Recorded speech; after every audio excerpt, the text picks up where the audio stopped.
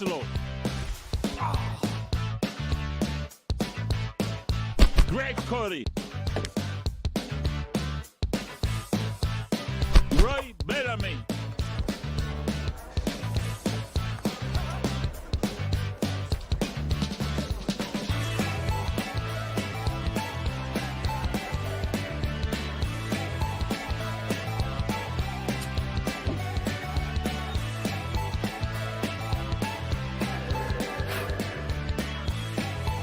Jeremy Tache.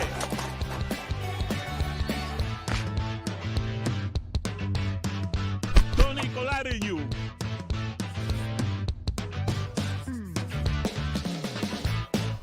Chris Cody. Dan Le Batard. In 5, 4, 3, 2, 1. Mic's up. Cue. This is the Dan Le Batard Show.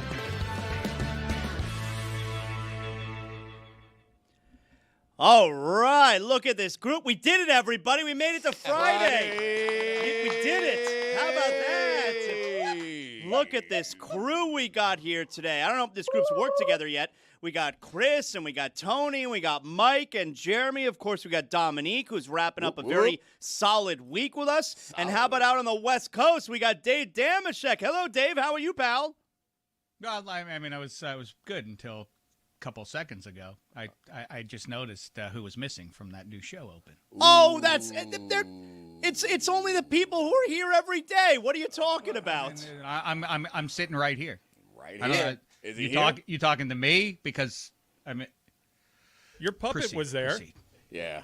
Yeah, I think there's a great shot of Greg Cody shoving his hand up your ass in that show open. So you were in that video. You're the puppet. You're the puppet getting railed.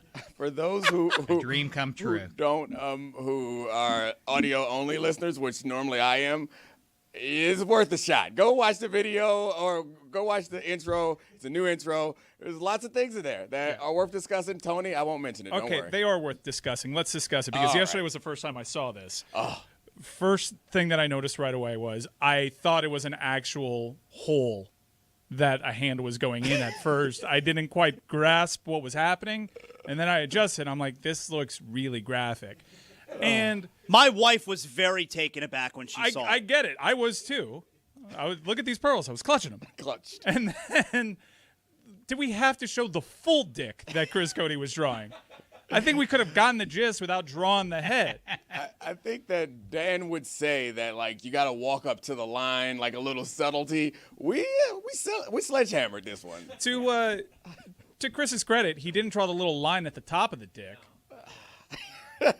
Well, I mean, maybe the camera cut away. We don't know for sure. I mean, maybe that's a tank. It's a tank. Two wheels. Could be. This one's uncircumcised. Yeah. An anonymous drawn wiener gets more play than Damashek. I mean, no, you're in it. You're featured. Dave, you're not looking at the positives here because I don't know if you've noticed this, but you are now one of the cartoon faces on the slot machine in the during Shadow Show. And you don't look like a crackhead at all. Hell. That's you, Dave. That's you. That's your cartoon face. I look maniacal. I look like Antonio Brown railing against Zay Flowers. Sheesh! Look at the anger in those eyes. There you go. Mugshot. You don't have a cartoon face on the slot machine if you're not someone who's appreciated, Dave. There you go. Come on now. Minute. Mike Ryan, you're right. I'm doing the Trump perp video photo. That's exactly with what a it little looked methy like. lockjaw. Cinema verite. So we got a fun little show for everybody today on a Friday. Help you get started with the weekend. But first, because we have not talked to Dave yet this week. Dave's in with us on Fridays, and I don't know if this has been covered in Football America this week, but Giannis Antetokounmpo. I don't know if you heard, Dave. Giannis, he's on the Heat now. Give me some thoughts here. This is very exciting, right? It is very exciting. I'm happy for you. That was legitimately my Specifically first thought me. is how enthused.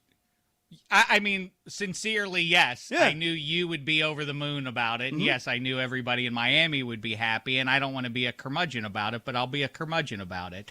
You know, in much the same way you guys are excited about your new action hero, Giannis, I am a big fan of the mid-century archaeologist, Dr. Indiana Jones, and the surrounding excitement of his deeds out in the field.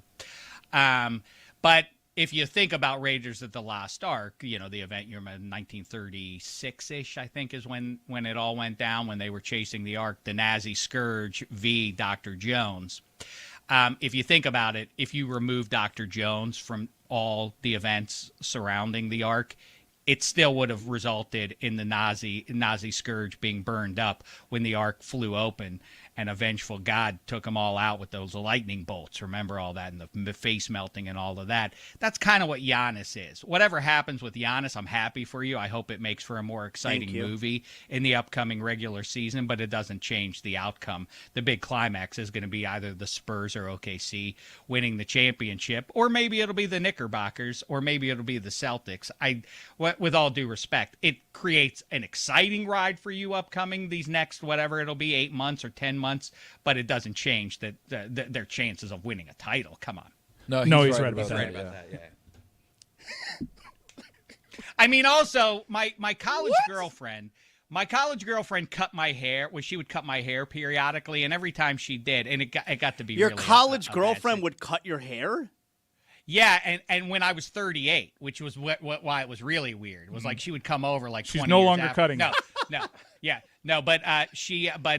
No, now I cut my own hair ever since COVID. You can tell from the caricature. Yeah.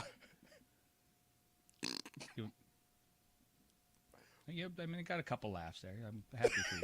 It was good. Now listen, she would cut my hair, and it would go down the exact same way every time, which is about halfway through. I'd say, "Let me just see," because I just want to see how it's going, because it wasn't a professional setup with a mirror right there or anything. So I would get up and I would go look in the mirror. I'd be like, "What the hell's going on?" And she'd be like, "Oh, we're not done yet. We're not done yet." Hold on, Dave. I've had zero criticism of Zaz with his steering wheel so far this week until this moment. Grab the reins. Oh, I handed the reins over to Dave? Yeah, we cannot let. No, this is a make good. No. This is a make good for my absence from that opening video. Well, we can find a way to make good for you without torturing everyone else. Like Dave is awesome. However, we can't just give him the reins. We got Heat Talk. We got Giannis. We got. Look, we got. I mean, we don't got to go talk about Indiana Jones and I don't know who he was up against. Nazi Scourge. The Nazi Scourge. The what? The Nazi Scourge. The Nazi Scourge. They were trying to get the Ark of the Covenant. Maybe my pronunciation is different, but I didn't know what the hell Dave was talking about. I heard Damashek is Cedric Wilson 2.0 here to take up the entire afternoon of Dominique Foxworth. That's my goal here. Wow, what a reference! But for the right, I this do is have his to Giannis say, point? I did hear you say that. I do have to say, Dominique, on that, you were immodest. I heard you talking about the '05 title game, a mile high, in which number 7 Big Ben Roethlisberger and the crew went in there and vanquished your club. For the record, Cedric Wilson's first touchdown was smoking not you, but Hall of Famer Champ Bailey. I mean, he whipped him real good on that play, and you're busy owning that it was your fault on some level, but really, it was the guy on the other side. Go ahead, call out Champ Bailey if you want to. So no? You like Giannis or you're in? It sounds like you're in on Giannis. I think it's the same thing. Well, so where the Heat are concerned with my haircut, I would get up and I would look at it and I would say, like, "What are you doing?" And she'd say, "It's not done yet." So I think that's what I have to give. Let's recap here. Pat Riley and company. I think they obviously have a lot of work yet to do before we evaluate what this Miami Heat team's going to be. Let's recap here. I asked Dave about Giannis, and here's what we got. We got Raiders of the Lost Ark and the Nazi Scourge. Hold up, we got a new pronunciation? Is there a T in that one? Yeah. Okay. We got Raiders of the Lost Ark and the Nazi Scourge. There we go. That's the one I'm familiar with. I thought you were talking about the LaMelo Ball trade. We got Dave getting a haircut by his college girlfriend still to this day. Nasri. We got Dave referencing Dominique's Broncos losing in the AFC Championship game. And did I leave one out? No, I think you're right. No, on that. I don't know if it was you. Somebody left me out of that video, though. Okay. That's for sure. All right, so you covered a lot of bases. I owe you an apology. This actually was a pretty fun ride. I'm sorry, Zach, See? that I criticized I know you. what I'm doing here. You trusted the guy. You handed him the roller coaster. I know what I'm wheel, doing. And he took us all the way to the top and to the bottom and back up again. And Dominique, to be fair, I speak a little bit of Dave Damashek, and he made his Giannis point during the Nazi scourge argument, right? Which was no matter what happens at the end of the movie, you're going to lose. Oklahoma City or San Antonio is going to be the spirits outside of the Ark of the Covenant with a vengeful God. This fool. So, considering that it is the local hour, let's talk about the Heat. And before we get to more Giannis stuff, because, I mean, look, it's very exciting, and every day we got new opinions, and we're learning things, and there are rumors out there, and are the Heat going to do this? Are they going to be able to keep this? We'll get to all that stuff in a second. But one thing that I do want to address in regards to the Heat and what they are potentially going to do over the next week, now that we're headed toward the actual free agency period, stop with the Miami Heat Kawhi Leonard stuff. Like, enough. And I see the look that you're making there, Mike. I'm not saying that I wouldn't want Kawhi Leonard on the Heat. Okay. Why wouldn't you want Kawhi Leonard on the Heat? Like, just in a vacuum, of course you would want Kawhi Leonard. But you cannot, in today's NBA, you cannot field a competitive team when you have three players making between $55 and $60 million a season. That's not the way today's NBA works. It's no longer the days of like when the Heat landed LeBron where it's, hey, you got to get your big three and we'll fill out the rest of the roster. It's okay as long as we put together all the talent. That's not the way the league works anymore. If you have two guys, if you have two star players, preferably superstar players, if you have two star players, that's the money. And then you're able to field out a deep roster with a lot of talented players. When you have three guys making that much money, you're the Phoenix Suns from a couple years ago with Kevin Durant and Devin Booker and Bradley Beal, and your team sucks. You can't field a team anymore with three guys making that much money. That's not how today's NBA works anymore. Yeah, I mean, I think it's a really smart observation. The new NBA has changed a lot, and I've made the joke that it's been NFLized, which means that like the value of the draft picks have gone up. Right, and that was cost control. Right, yeah, the cost control, the harder cap makes it more difficult. So in the past, you'd be able to sign a few big guys and then use the many mechanisms that they offer to exceed the soft cap. You really can't do that in the modern NBA. And I was wondering, as the more I think about this trade, the more I think about the way the modern NBA is set up, and I kind of feel like it works in the Heat's advantage because this is a place where you can't go in. We're in a place where you can't go and acquire all the pieces that are already fully developed. You kind of have to develop the guys that are on your roster. Finding value. To some extent. And I know that the Knicks, a bunch of guys who weren't on their roster just happened to win a championship, but I think the way that you're going to have to do it is not the way of the past where you bring in all these top guys and then you can fit around them. You're going to have to develop guys. You might have to draft well every now and then, which the Heat haven't necessarily done historically, but if the options are the same everywhere else, which they might be because people won't be able to go over the cap, then the deciding factor might be the opportunity to come play in Miami with no state tax and good weather, I think. Maybe good weather for the rest of the year except for in June and July. Is that like a huge thing that happens with, like, when you have offers on the table from several teams, does your agent make sure he presents to you, hey, by the way, Florida, California, Texas, no state tax? I mean, I'm sure everybody kind of knows it already, but for most guys, I don't think you have a ton of different choices. In the NBA, I think, to be honest with you, the top guys, the money is so high that they really are choosing based on where they can go have success. The rest of those guys, I think, are doing a similar calculation. I would say the most important thing is, who am I playing with? Like, how easy is my life going to be as a result of teaming up with this person? Then I think those other things, particularly if you're younger, I think those other things matter a little bit more. Like, yeah, I'd love to be in Miami if I'm a 25-year-old millionaire. That's pretty good. So that's what I'm saying, Mike, in regards to the Kawhi stuff. Like, yeah, I want Kawhi to play for my team. Yeah. He's a real good player. But once you do that, you have no more moves. The Heat would have a major problem if you had Bam. Like, it's amazing that those words are coming out of my mouth, that the Heat would have a major problem if they had Bam, Giannis, and Kawhi. But they would have a major problem because the rest of their team would be minimum contract guys, and like you would not be a good team. Not only that, you're on 2 timelines with the Giannis and Bam core, and then also bringing in Kawhi because he says he's not going to sign an extension with the Heat. So you're basically bringing him in for a year, and it's like, all right, hopefully we do something here. If not, he's gone, and then what do we do with the rest of the roster? And Kawhi, like if we're gonna talk seriously about Giannis' health concerns, like we have to, of course, obviously talk seriously about Kawhi health concerns. Like he's participated less than Giannis. Of course, when he's healthy, he's as good as anyone in the NBA. But I think it's hard pressed to rely on that guy to be healthy in the most important moments and for the stretch of an entire series. That's the interesting thing about his health issues is that they aren't like maybe something to go wrong. It's inevitable that his knees are going to wear down at some point the more he plays, especially in high leverage situations. Now, I don't know if you've noticed, but over these everybody's got opinions about Giannis, okay? And we're so back. We're so back, the Miami Heat, where everyone's hating on us. I love it. It's fuel for me, all right? Inject it right into my veins. I love it. It's my drugs. I love it. I love when you're doubting the Heat. I love all the nasty things. I love all the negative things that you're saying about my favorite basketball team. And I don't know if you've noticed, but Michael Wilbon's on tour right now. Oh. Yeah, he's on tour. He's on the let everybody know that Giannis is not a big-time player anymore tour.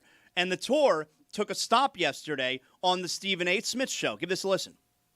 That structure, that culture, the greatness of that coach in Spoelstra, and Bam Adebayo and Bobby Portis on the front line, Mike Wilbon, I can't sneeze on that. I can't. But it's just like it's the reverse of what we talked about with Minnesota. I mean, are they going to be able to keep? And by the way, Wiggins, there in whatever capacity, you can have him a guy with a championship ring. But Steven, they can't keep Norman Powell. If you can tell me if they can't keep Norman Powell. They can't. Okay, they can't afford him. I feel better about it. Here's my other part. Giannis, it's not about how much, it's about when. Giannis has been a rumor in April and May, and he ain't even been on the floor in June. Yes. He's been a rumor. I'm sorry, 5 years is too long when you're 32 years old to have questions. Okay, the first thing that I want to ask you guys is the Miami Heat's acquisition of Giannis and pairing Giannis and Bam something that you cannot sneeze on? I mean, I feel like it's not up to you what you sneeze on. I've never decided when I'm sneezing. Yeah. I feel like I don't have a ton of control. Right, Dave? Like, I don't know about you. I don't have a ton of control when I sneeze. It just happens. No, he's right about that. You don't know how to trigger it? Somebody told me a long time ago, and it absolutely is true, is that if you feel a sneeze coming on and you want it to work, is to close your eyes and then look at a light, and it makes you sneeze. Really? It absolutely. Yeah, try it out. Next time you feel one coming on and you feel like it's 50-50 if it's actually going to work, just like look at a light, like darkness, light. Then all of a sudden you'll find yourself sneezing. What occurs to me is with what you guys are talking about there is the inversion of college basketball in the NBA over the last 5 to 10 years, right? That all of a sudden that the second apron and NIL and it all adds up that NBA teams are now operating like college basketball teams used to, which was to steep young players and bring them along over 3 to 4 years. And now it's swing big to get a couple of names in college basketball. Kind of completely 180 degrees reversed, right? How would you grade your performance so far today, Chris? How you feeling about yourself? A+. Yeah? Okay. What is the best way to sneeze? Like, Pull a nose hair. Dave's telling us how not to sneeze. Pulling the nose hair? Guaranteed. Great way to start No. sneezing. You will sneeze if you look at a light. The light will make you is what I'm sneeze. saying. I have if you say Yes. if you feel a sneeze coming on, you say applesauce a bunch of times. That is one way to fight it. Chris, pull a nose hair. I'm a Cody. I do have some nose hairs. Let me see. Pulling the nose hair is guaranteed way to sneeze. That makes you sneeze? Oh, Didn't yeah. get one yet. It's Hold on. never made me sneeze. It just like there's like a little pain in there. It doesn't make you sneeze. Makes me sneeze like Got a 20 hair. times. Me too. Really? Every No sneeze. time. I mean, the answer to the question, the best way to sneeze is when you're by go wash my yourself hands. and no one's watching you. You don't have to worry about getting people sick, and you rear back and just rip. When's the last time that you really just allowed yourself to just rip a sneeze? It's spitty everywhere. It's mess. That's a good sneeze. I think you guys just When learned I'm a lot about outside, Yeah. nobody's around, I'll let that thing go. Oh, that's It's a the best. great reset for your body. Like a snot rocket. Yeah. Oh, dude, I let the snot rocket fly in the shower. Well, you know, one time, like it used to be a thing in like Looney Tune type of cartoons where, if you sniff salt, Like the salt would make you start sneezing it was everywhere. pepper. So Pepper was or it. It was maybe it was pepper. pepper. It was And so I pepper. tried that one time as a kid. You know, I was very influenced by television as a kid. And I tried that one time where, like, I decided to sniff the pepper or the salt. It was like I was having a seizure. Can I ask a question? Did you also try to paint a tunnel on a rock and run through it? Put it on the poll, though, Juju. Is the combination of Bam and Giannis something you cannot sneeze on? That's number one. Very important to understand there. The second thing I would say is stop saying who the Heat can and can't sign. All right? Can't sign Norman Powell. Real bossy today. Stop. Yes, that's right. I'm telling you what you can and can't do today. Stop saying. You just said they can't get Kawhi, though. Yeah. No.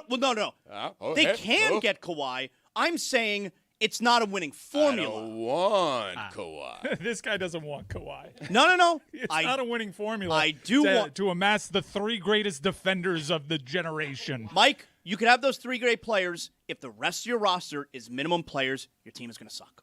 They are. Your team's going to suck. I'm going to go out and say that team is not going to suck if they're healthy. So, I disagree. I strongly disagree. Well, you don't know ball. I think if you ask anybody, a team with Kawhi, Bam, and Giannis, all healthy, does that team suck? Tony, I don't know ball as much as It's not Zaz. big. This is a big 3. It's not 3-on-3. It's not 3-on-3. I think for Zaz is a radio professional, so he understands that hyperbole sells a little bit more. I think what he's saying is that team will be very good, but he wouldn't favor them to win a championship. I don't think Zaz is crazy enough to think that those 3 guys, your team's gonna suck. Like That's suck what he is said. wild. I know, but it's like, he's doing a thing. It's a little hyperbole. Get him going. Your team's gonna suck. If he says, you know what, that team's be pretty good, not win a championship, I'm changing the channel. You might be onto something. You might be onto something there. That is not a team that is going to go far in the playoffs. All right, That's so, what he means. So that team draws the Cavs in the playoffs. You're like, well, we got no shot. Yeah. We got Kawhi, Bam, and Giannis. We're toast here. Like we got I said, no shot. It's not 3-on-3. It's 5-on-5. No, I heard that part. And those guys, I'm going to keep saying it. Yeah. Trust me, I'm pretty sure Spo You don't get will to know. tell me what I can't say. He will put 2 other players on the court. I'm certain. My guess is that if you have those 3 guys, you could afford to have a couple of guys who are really good shooters who aren't great at defense, and your team's probably going to, if they're healthy, your team's probably going to be very good and could win a championship. I'd be pretty happy with a team that consists of Bam, Giannis, Kawhi, and 3 guys that can really shoot. I think we could beat somebody. Ryan Conwell and Trey Donaldson. Yeah. Let's go to war. Let's go. You could get a couple good shooters on minimum, and they want. You're just gonna get open shots. Like who you want to double? The guy who scored 80? Nah, he's the 3rd option on offense. Yeah, I'm solid. I'll sign that up. I'll sign up for that right now. So Trey Donaldson, we like Trey Donaldson. Yeah, all right. And I don't even know if he's making the team, although I think he can help. But you think he's a main piece to a championship team as long as the other 3 guys. You're are telling there. me right now you would rather sign up for all the unknown and maneuvering that Pat Riley and this front office have to do, which is a lot. I'm confident. Yeah, you would rather sign up for that, or option B, if you walk through this store, I can give you a starting 5 right now. That yes, features Trey Donaldson. You're counting on some rookies, but you got Kawhi, Giannis, and Bam. To be clear, let me remind you who Kawhi is. He's the guy that had LeBron in the finals saying damn at the free throw line because he was coming in the game. And to remind you, Kawhi just had his best season. Dave?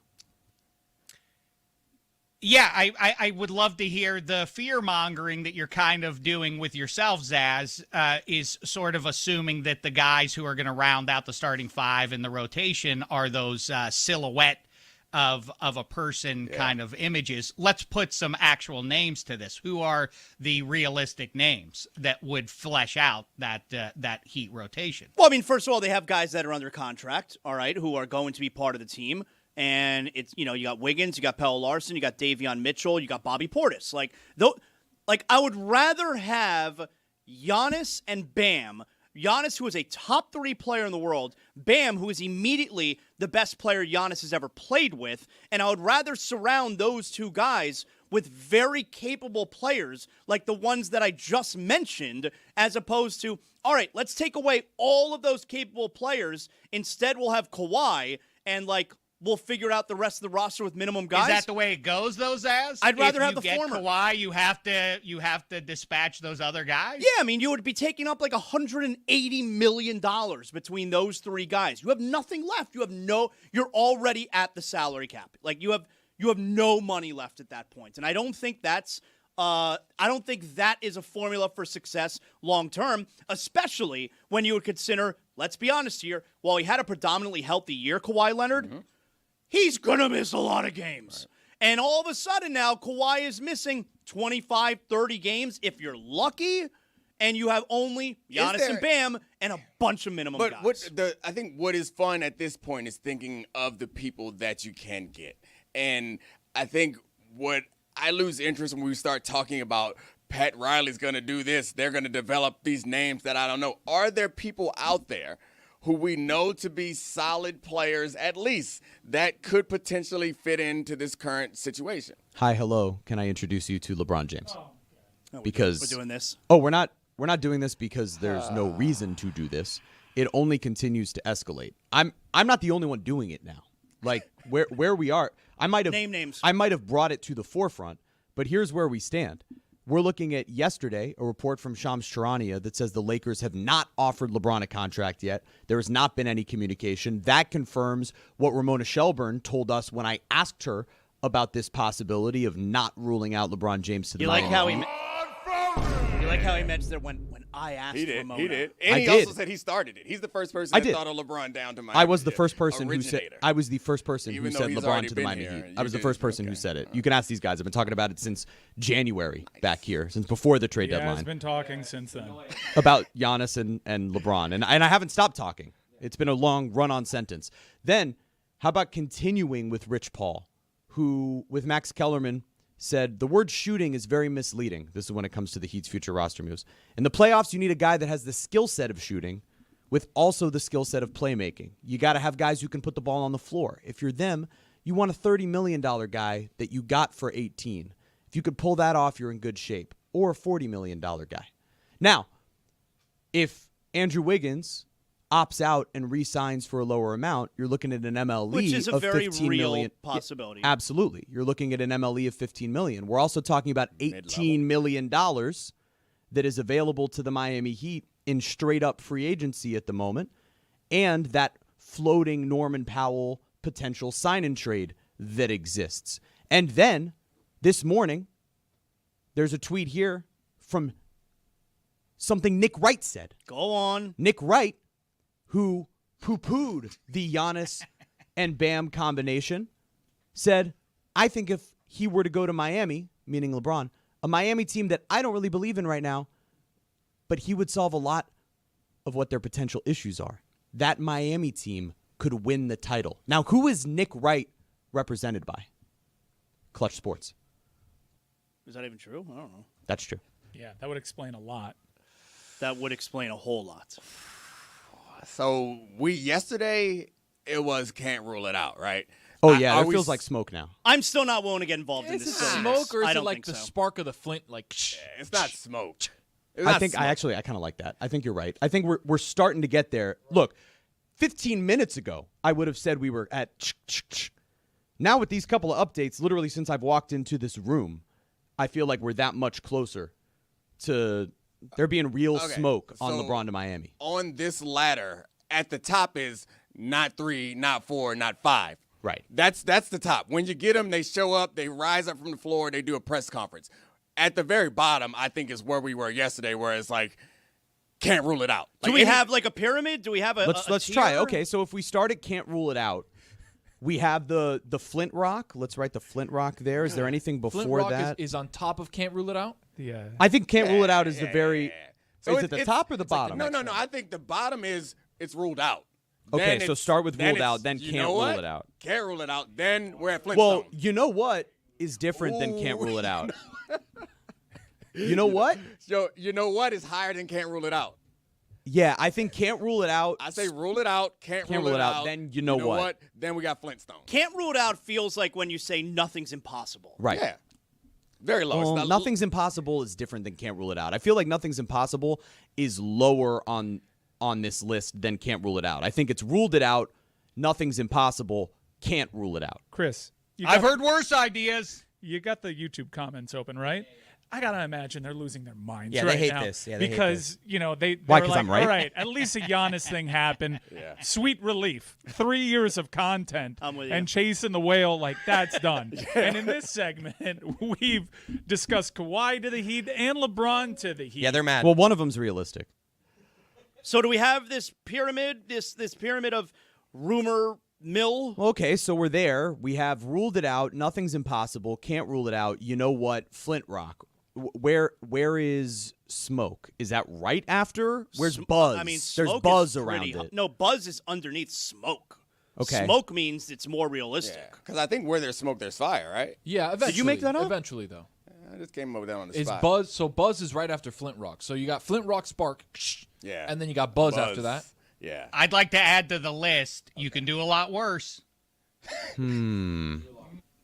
Does that come after? By the way, you know what? I'm not sure where, but Zaz, isn't this what the Heat are now? When you bring in and you premise your team around Giannis at his age, isn't it taking the swings with fellow guys who are on the wrong side of 30? Isn't that sort of where they are At a point? reasonable price.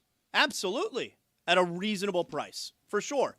I mean, that's what the Heat team back 15 plus years ago with LeBron was doing. You were getting those older veteran players at really good, like Shane Battier signed for a minimum. Ray Allen signed for a minimum. Mike Miller took a really low number. Like that's you're getting those players at valuable prices, and I imagine that's what this team is going to look for. But you can't sign another guy making $55 million and expect to field a competitive team. That's the only point I'm trying to make. What would they rather us do right now? Like, I don't want to put you, Mike, or Chris, or Jeremy on the spot. Put me but on the spot. It's okay.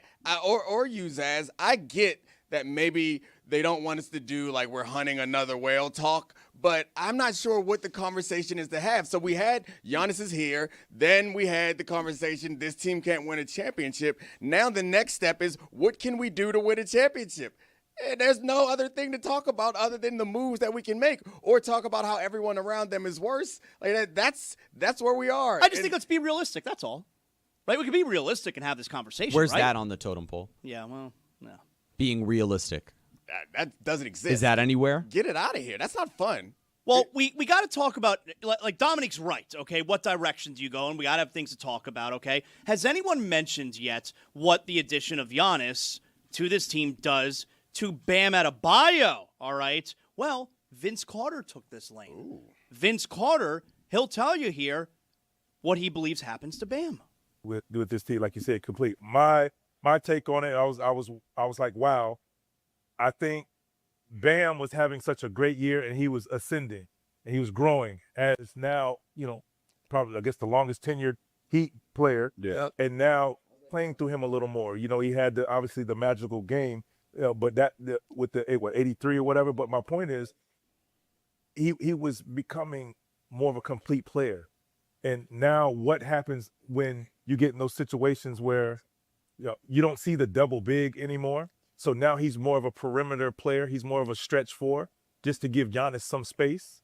That is my concern. Does he still continue to grow as a player? And I'm talking about Bam. And because you still have Giannis, who is Giannis, two-time MVP, a champion, all of these things. You have to give him the rock. You have to play through him also. So I'm just interested to see how they utilize the two of them. But I still agree with both of you. You still need a closer. And what does that do for him? I mean, how do you Bam's navigate? going to have to turn into you late in your career, what you did. Who? You. Who'd you say that? Bam. Bam. You got to spot up. I don't think he can shoot the long ball like VC. Right? Not Jada? I see you, Jada. You're came asking out the right nowhere. questions. Doesn't adding one of the best players in the world who's going to attract the entire defense, wouldn't that help other players develop? I mean, VC knows a whole lot more about basketball than I do, that's for sure. But I feel like being open on the offensive end of the floor probably helps you develop a little bit. Probably does. It would probably help Kawhi, but you don't want that. Okay. You don't want Kawhi. I put you down already. See, you're doing the same thing. Zaz doesn't want Kawhi. You're doing the same thing that all of the insane soccer heads have been doing over the last week with me, where I've now become the face of Ugly American, this right here. You're not ugly. This Handsome. Punim right here. This Punim is Ugly American. I've become the face of Ugly American who loves commercial breaks during soccer. I've become the face of that, apparently, which is not at all what I said last week. And now you're making me the face of someone who doesn't want Kawhi Leonard when that is not at all the point. You led the show with that. That's exactly what you said. Okay. You said you love hydration breaks and commercials, and then you literally said this team would suck. You said they would suck. Yeah. That is something that you said. Like a minute ago. You said that the Miami Heat with Giannis, Kawhi, and Bam would suck. That was a little bit hyperbolic. There we go. The point being... Was it a little hyperbolic? I feel like you're mocking me. Am I? I'm going to let it slide. Yeah, you let it. For now. For now. For now. You're lucky that today's Friday and I'm in a good mood. I love that it's Friday. Hey, Damashek, you know about that Jadakiss? No, I don't. Okay. I figured. Right, let's make that a rejoin. What's going on with the Panthers and Connor Hellebuck? I saw that the Carolina Hurricanes actually made a good offer for Connor Hellebuck, the Winnipeg Jets goalie who wants out. The Hurricanes, they offered a first-round pick and also a really good player, right? And apparently that has not happened yet because it feels like Connor Hellebuck, who has a no-trade clause, is telling them, I'm not going to accept the deal to Carolina. I only want to go to Florida. And I legitimately don't know what's going to wind up happening now, Dave, because you have the player here who wants a trade, has a full no-trade clause, which I think is the worst thing in sports. Dominique probably cringes when I say something like that because obviously he's pro player, and that's fine. I hate no-trade clauses unless it benefits my team, which then I'm very for it because I'm self-aware with my hypocrisy. But Connor Hellebuck is not taking a trade anywhere and is trying to force his way to Florida, and Florida is unwilling to give up anything of value, Dave. That part with Florida, but really they're in the position of luxury, right? They're getting to pick and choose because it does seem as though the vast majority of available hockey players want to go and live in the Sunshine State and specifically down in Miami more and more, right? It's a real issue and is going to get even worse for the NHL when its biggest star right now, Connor McDavid, maybe has one more year left. It's not even implausible that they deal him before this season. And then what? Canada... It's wild that the fan base is all in Canada in the northern portion of these United States, but all the hockey players want to live down below in the Sun Belt, right? It's very weird and is putting the league in an odd spot. All the farm boys from Canada want to live where it's sunny. Obviously, they're rich and 25 years old. What do Panthers fans call themselves? Like, is there like a name for the fan base of the Panthers? Because Panther fans. Well, I mean, I feel like you get Hellebuck. Like I nailed it, right? You gotta become Hellebuck girls. Like on it. You gotta become Hellebuck. I'll be girls, back. Right? I'll be back. Right? The B. I ain't no Hellebuck girl. Yeah. I ain't no Hellebuck. But you girl. are Hellebuck girls Oh, once yeah. it comes down here. Jeremy's going into the lab. Look at him. There he goes. I'm looking forward I've to this. never said anything that got Jeremy more excited than Hellebuck girls. Oh, I like that. Man. Mike, are they going to get Connor Hellebuck? Like how? I really don't know what the ending here is because he's got the no trade clause. He told them I don't want to play for you anymore. And it seems like if he's not, and by the way, Carolina's making a good offer and he's saying no to join the Stanley Cup champions. A lot of people are raw about that, and a lot of people in the media, even some of the biggest insiders in the sport who I respect tremendously, they're making Connor Hellebuck the villain. And this is something You can understand that, right? No, I can't.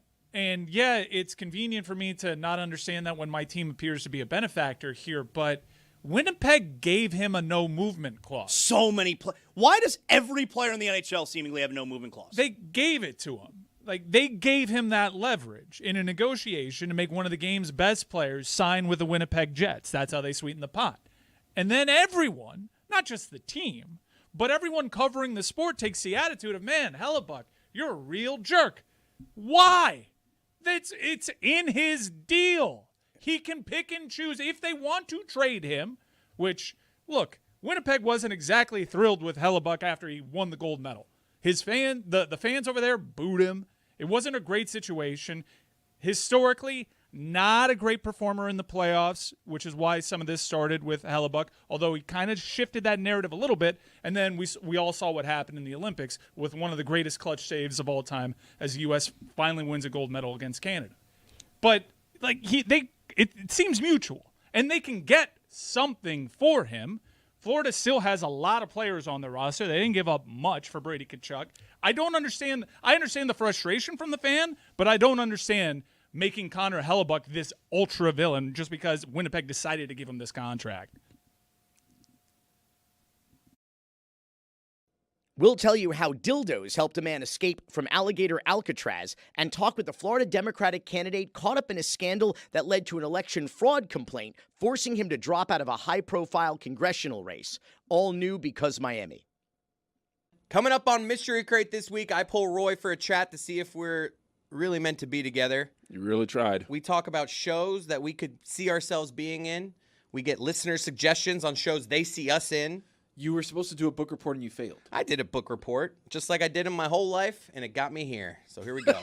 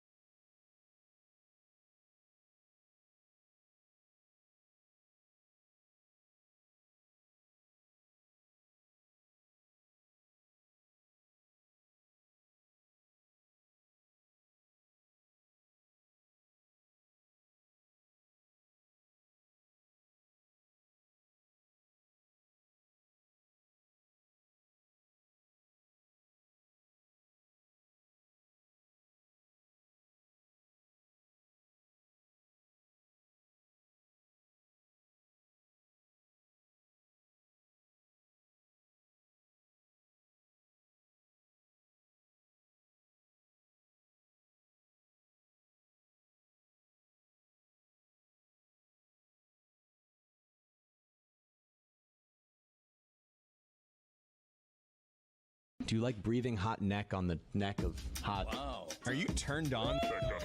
Do you like Dangling. breathing hot neck? What's going on here? Do you like Sexy. breathing hot neck? You have been dry humped many, many times. Intimate. You have been dry humped many, many times. A little pelvic thrust situation. I like that. Have you ever consoled a naked man before? What does it feel like to get dry humped? I saw pee-pee. I've never consoled a naked man. Breathing hot neck. I've never consoled a naked man. Many, many times. I saw pee-pee. People out there, stop sending me pictures of the hotel rooms with the chair, okay? Stop sending those to me. I like that. I like that. He was naked. Intimate. Dangling. I would hold that thing really tight. How would you do it? What's going on here? Do you like Sexy. breathing hot neck? Do you like breathing hot neck? I've been dry humps. You never know. I've been dry humps. Many, many times. I've never consoled a naked man. Have you ever consoled a naked man? I've never consoled a naked man. Many, many times. You never know. I like that. You know what I'm talking about. Chris.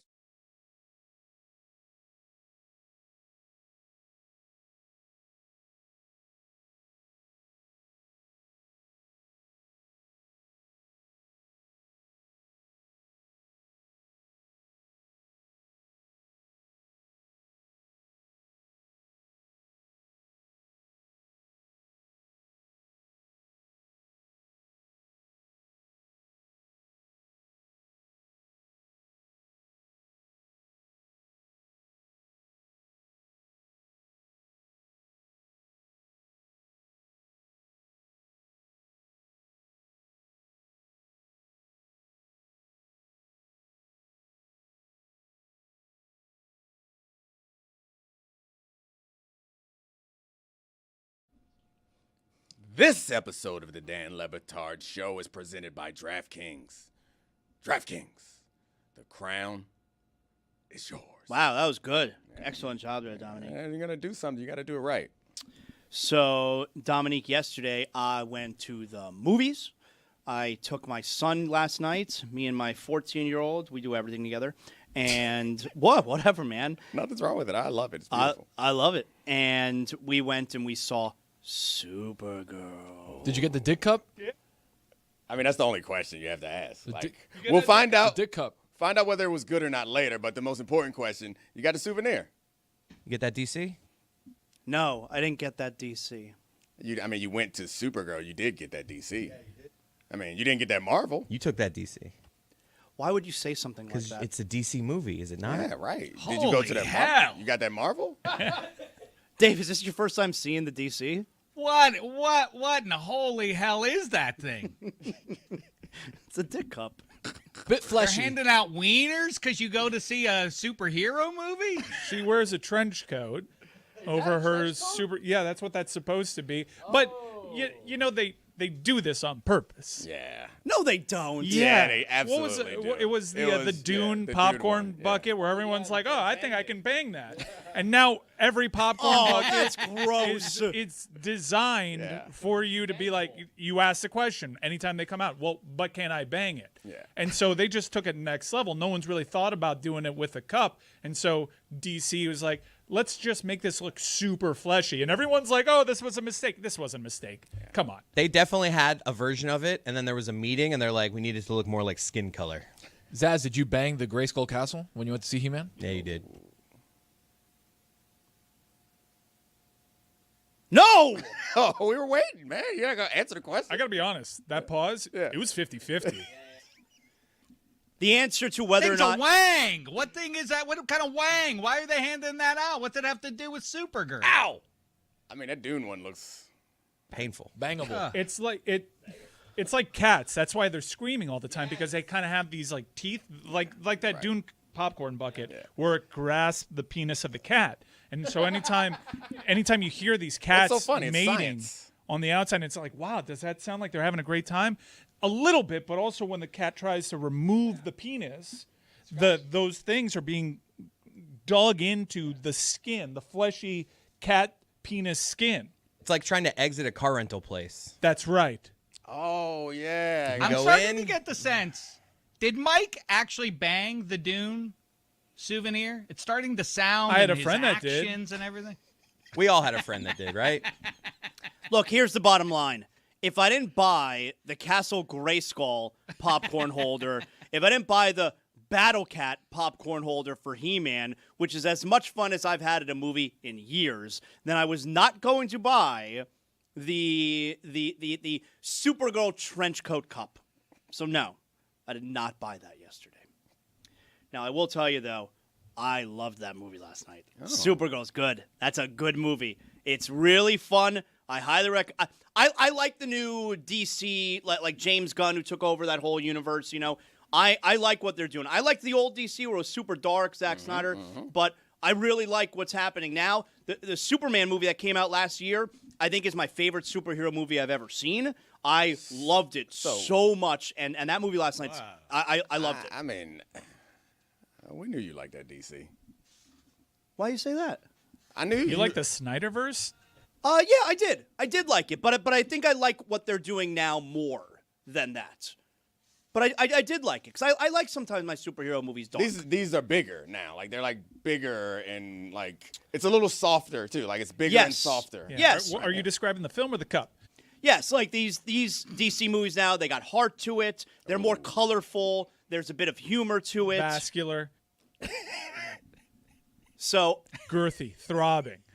And the thing I like the most, by the way, Jason Momoa, he's good in this movie. He's fun. He plays Lobo. Is he cut? 3 words. We are the Lobos. Can I tell you something that's weird, though, about this Supergirl movie? And it's not a spoiler for those who have seen it. I'm actually helping you out here. I'm saving you your time. When is the last time a superhero movie had no post-credit scenes? Not a single post. Like the superhero movie, I don't remember what was the first one. Maybe Iron Man that did a post-credit scene. Was that like the start of that? Where Nick Fury shows up. Yeah, and that became We're a thing. building a team. That's a thing. I want to talk to you about the Avengers Initiative. That became a thing, right? Where every superhero movie, you stay in your seats because there's 2, sometimes 3. And other movies have this too. Like I saw He-Man last week. They had 3 post-credit scenes. Toy Story 5 had one. Did you see Toy Story 5? I did. And? Don't spoil it. My daughter saw it, and I had to stop her from spoiling it. Well, she said something like, she was like, Buzz, and I'm like, don't you dare say it. Well, She's this also is something. 8. This is something that you should know. Something that you should know, because it's not really in the marketing that I saw. It's a Jessie movie. Oh, that's why Joan Cusack made her first appearance on the red carpet in years, right? Is that how you say Joan Cusack? Yeah. I thought you were saying the name of a Star Wars character. It's rough in here, man. Joan Cusack. It's like some sort of Star Wars bounty hunter. Whatever, man. Who cares? Precisely. How much Yes. do you hate lily pad? Oh, dude. So my daughter took the wrong lesson from it. She saw that and wanted to play with the tablet right away. Damn it. But over the weekend, then we started playing with toys and using the imagination, and I really liked that lesson that we got from it. So you liked it, though? It's good? I really liked it, but there are some people that are like, man, the marketing kind of got me. I wanted more Woody, wanted more Buzz. And this is absolutely a Jessie movie. Really? It should have been... I understand why they made it Toy Story 5, and they want to trick people a little bit with the marketing. Some people kind of feel duped, but it is 100%. It's like 90% Jessie, and Buzz and Woody are just accents on it. So this isn't Toy Story 5. This is Jessie 1? Pretty much. I don't think I have it in me. I don't really have any interest in Toy Story 5. Man, all of them are bangers. Even with your kid. He's not into it. He's 14. He's a little... Just took him to see so leave him He-Man at and home. Supergirl. A younger one. Yeah, Supergirl is a superhero movie. I love how Stas is like, I'm not taking my kid to see a kid movie. Get out of here. Toy That's Story. what I want. Toy Story's for kids. You go to wrestling. You have a younger kid, too. I mean, you Toy guys... Story is also for parents. Hold on a Yeah, second. you I mean, got so Toy Story- Dominique makes a great point. Yeah, it's okay to like these things. There's no shame in it. You're not ashamed that you like wrestling. Why would you turn your nose up at someone wanting to go see Toy Story? First of all, I don't know why there would be any shame in me Agreed. liking wrestling. No shame That's in it. number one. All right. So then why is there shame in you potentially going to see Toy Story? There's no shame in me seeing it. You reacted like there was some judgment. No. Oh, you think I would go see Toy Story? No, I didn't mean that. That's fair. I did not mean that. Go see Toy Story, everyone. I'm just saying, for me, I don't know. I'm not so interested in Toy Story. Toy Story 4, I didn't think it was that great. Toy Story 3, that's the best of them all. Toy Story 4, didn't love. And it's not like my kids are of an age where they want to go see Toy Story anymore. So, I think I'm out on Toy Story. That's all. Go see a movie if you want. You don't want to. I'm so invested in these characters. All right. I thought they were all going to die. I legitimately thought they were all going to die in 3. Yeah. Oh my God. When they were in the incinerator, I thought they were going to get burned, and then the movie ends. Roll credits. What an ending that would have been. Yeah. That would have been. Quentin Tarantino speaks on this. It's like the greatest trilogy of all time at that point, if they die. But I wish somebody would have paused the movie in a Zaslow voice. Hey, listen to me. You really think Disney is going to forfeit trillions of dollars? You really think they're going to kill Woody? Huh? You think they're going to kill Woody? That's me? You think for 1 second they're going to put kids that are at trauma of killing Woody and Buzz Lightyear and losing trillions of dollars? That's me? You think they're going to do that? You're an idiot. I'll work on that if I were you. I'll work on that. I will admit, though, I woke up this morning. I had text messages from my father, who is live texting me as he's watching Team USA last night. He's into it. My dad likes soccer, and he's into it. I had dinner with him a few nights for Father's Day. I had dinner with him a few nights ago. I was like, hey, are you watching the World Cup? Are you watching Team USA? I was like, yeah, I love it. And so he's live texting me last night. But I got the text this morning because, shameful admission, I fell asleep before the start of the game last night. Ooh. Yeah. Now, I would have forced myself. See, that's part of my problem. I do tummy time in the bed. I watch on the tablet. And if you're tired, like I am, at 10 p.m. start time, I'm going to fall asleep. I'm already in bed.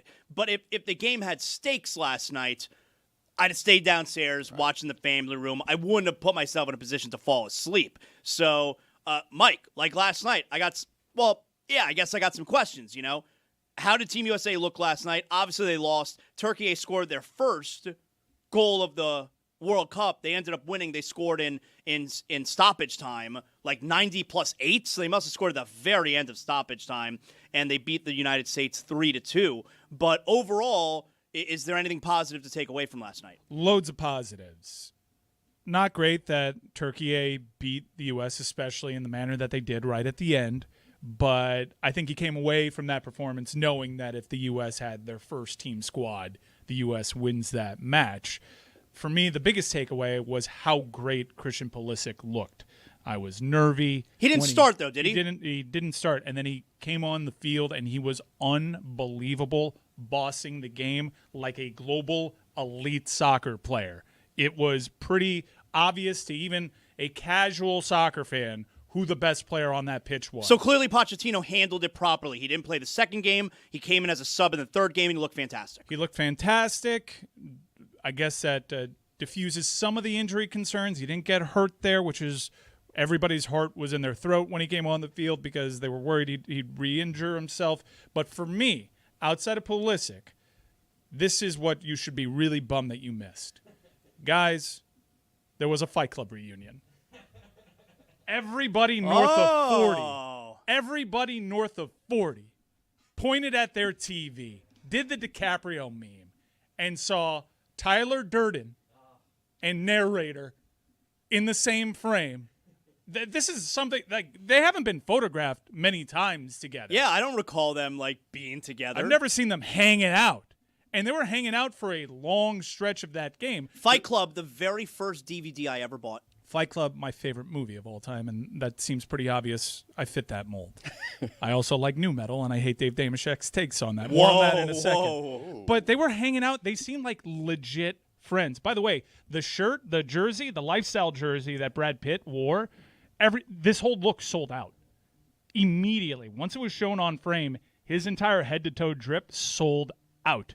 And rare to see some of the natural facial hair color on Brad Pitt. He usually has a pretty good colorist leaning in. But Ed Norton was super into the game. There were so many stars there last night. Ed Norton got really excited for a big play here in this match. Yeah, did you see this, Dominique? The first goal, yeah. Edward Norton was afraid.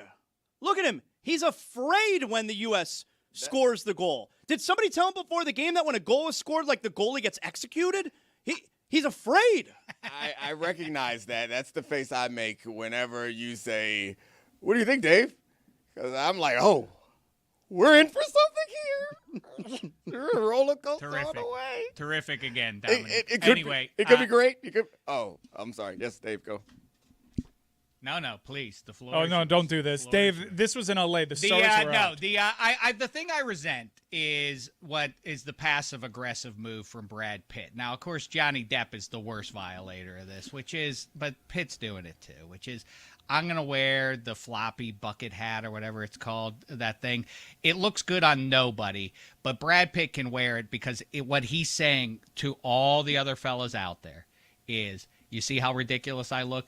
I could still take your woman if I wanted to. I don't like that. It's Johnny Depp with all the scarves and the jewelries and all the rest of it. It's like, yeah, you look like a ridiculous ass, and you laugh at him, and then he goes like, yeah, your lady liked it, and he means it. He means it. He could take any woman. I don't like that. So where does Team USA stand? I mean, they won their group. Do we know who they're going to play in the round of 99% certainty. This is Bosnia. I think it's actually Bosnia-Herzegovina. Yeah, both countries. Good fans. Yeah. Yep. So, tall you don't test, tell me about that. Tall test having to play too. But if you're seeing how this side of the bracket that they're on is breaking down, very favorable. Yeah, tell me. Yeah, you got Egypt potentially a following knockout stage game against either them or Belgium, depending on how some of the results go. Is Belgium definitely in? No, Belgium has to win today. Right. There's a lot of interesting scenarios. I thought it's been a great tournament, by the way. Already the most attended World Cup in history. Think about that. Now is that fudging the numbers? You know, like Vince McMahon, he'll tell you there's 200,000 people at WrestleMania 3. We all know that's not true. Yeah. I don't know if they're fudging the numbers, but look, it's a Hispanic World Cup. There's more games, no doubt. Who is that? This is Jonathan Zaslow. But we also have to keep in mind, you know how many more matches there are? Yeah, it's a lot more. Yeah, like about 45 more. About 45. Why are you talking like that? They've already set the record. Nobody talks like that. Look, about 4 million people have gone to games. How many more million people with 45 more games? 45 more games. What are you laughing at? Hey, listen to me. 45 more. 45 more. Is that you? I know it's not me. 45 more. Yeah, that's me. You need to work on that. You know how many? Yeah, just take that math.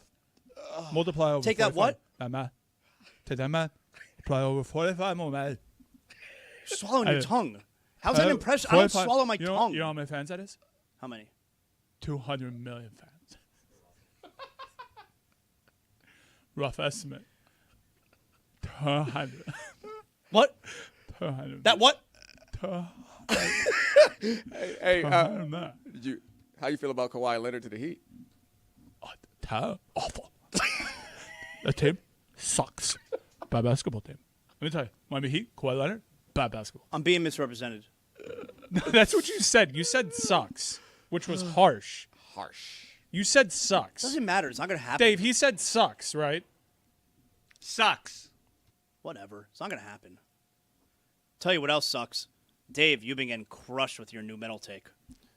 New metal? What? Well, you and I both, to be fair, Zaz, but I think we were spot on. And Korn, you and I agreed that the worst popular band of our lifetime is new. Well, I said what genre of music? You said new metal. Yeah, because I said Korn's. I like Korn, but I don't like that genre of music.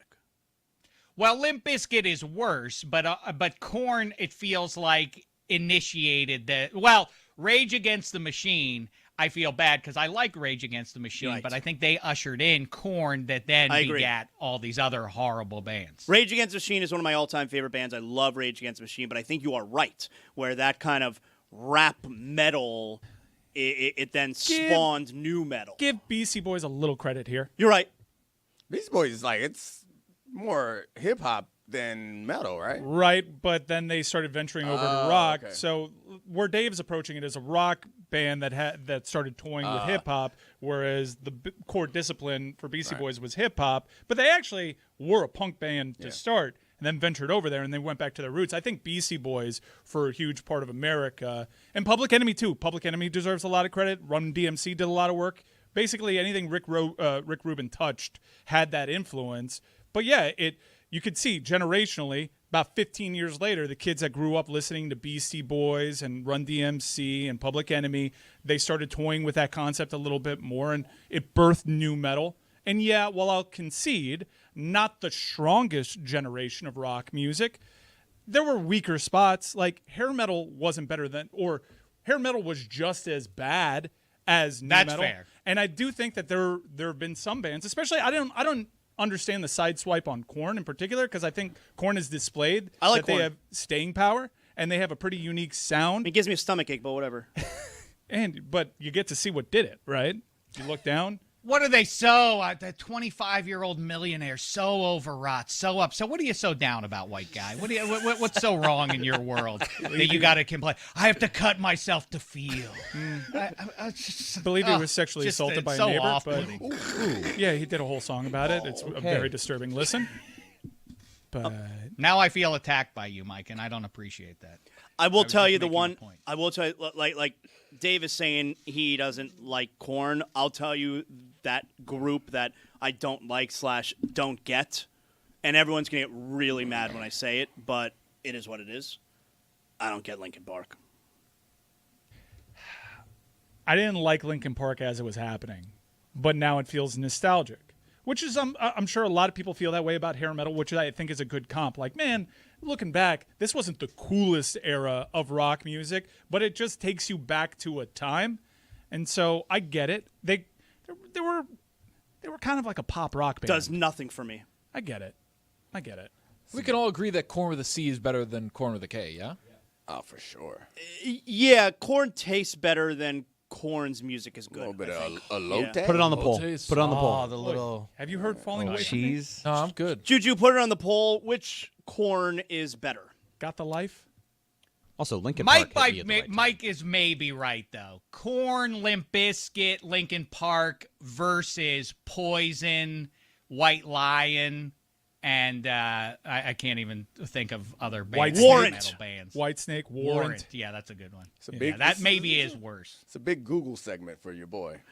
So no Jadakiss. Yeah, you didn't know Jadakiss. You don't know Warrant. Yeah. It's fair. Fair play. What do you do with Deftones? Because I think they're more of a metal band. A lot of people just mischaracterize bands that were playing rock music, getting airplay on rock and roll stations while new metal was happening as a new metal band. System of a Down also gets this, and they are not a new metal band. I like Deftones when they cover other groups. You don't like Deftones originally? I like Deftones when they do Weezer's Say It Ain't So. That's how I discovered Deftones. Me too. And I like Deftones. Napster stuff. Yeah, I used to steal so much music from Napster. I don't care. Come at me, bro. And I also like Deftones' cover of Leonard Skinner's Simple Man. That's a good song. Yeah. That's a good song. And have you ever heard their Sade cover? No. You've never heard the Deftones No Ordinary Love cover? No, Dog, it's really? great. No, Deftones got some incredible covers. Beef. Deftones have been around for over 30 years. All right. That's something right there. Stained.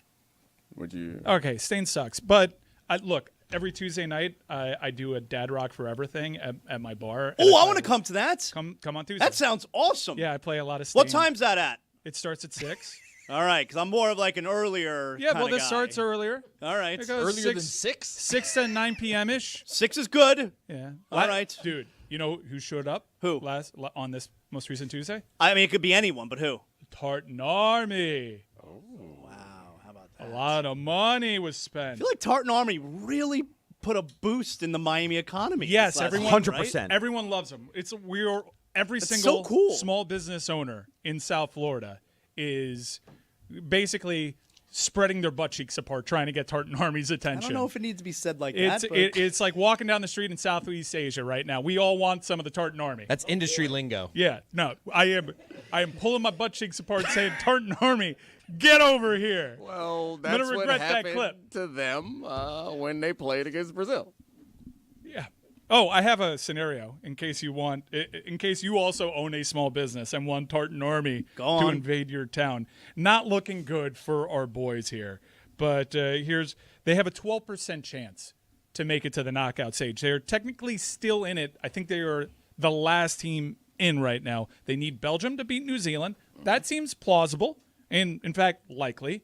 They need Egypt to win El Homofobico. You know about that? I get it. Yes. Yeah, Egypt versus Iran. Yeah. In Seattle, it is the Pride match with two countries that are less than enthused about this. Interesting venue for that game. Iran seems in particular really perturbed by this, but whatever. We'll pay them $300 billion. They'll be all right. They need Spain to beat Uruguay, which I think that happens.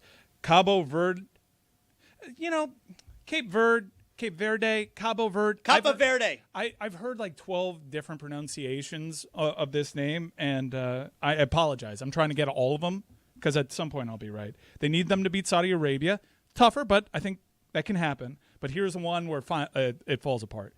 They need Senegal to draw or lose to Iraq. Ooh, that's probably the toughest one. That's where I think our Tartan Army falls short, and we're going to have to be looking at some other fan bases to pull our butt cheeks apart for. And by the way, World Cup fever, as you can tell, is absolutely here. The Dan Le Batard Show and DraftKings Sports. Join us for Colombia versus Portugal on Saturday, tomorrow, June 27th at 7:30 p.m. Lost Boy Clubhouse, 157 East Flagler Street in downtown Miami. And remember, DraftKings Sports is now available in how many states, Chris Cody? All 50. All 50 states. I have some breaking news on that front. I've been working the phones with my friends over at DraftKings, our great partners over at DraftKings, and I got them to come to the table with a little treat.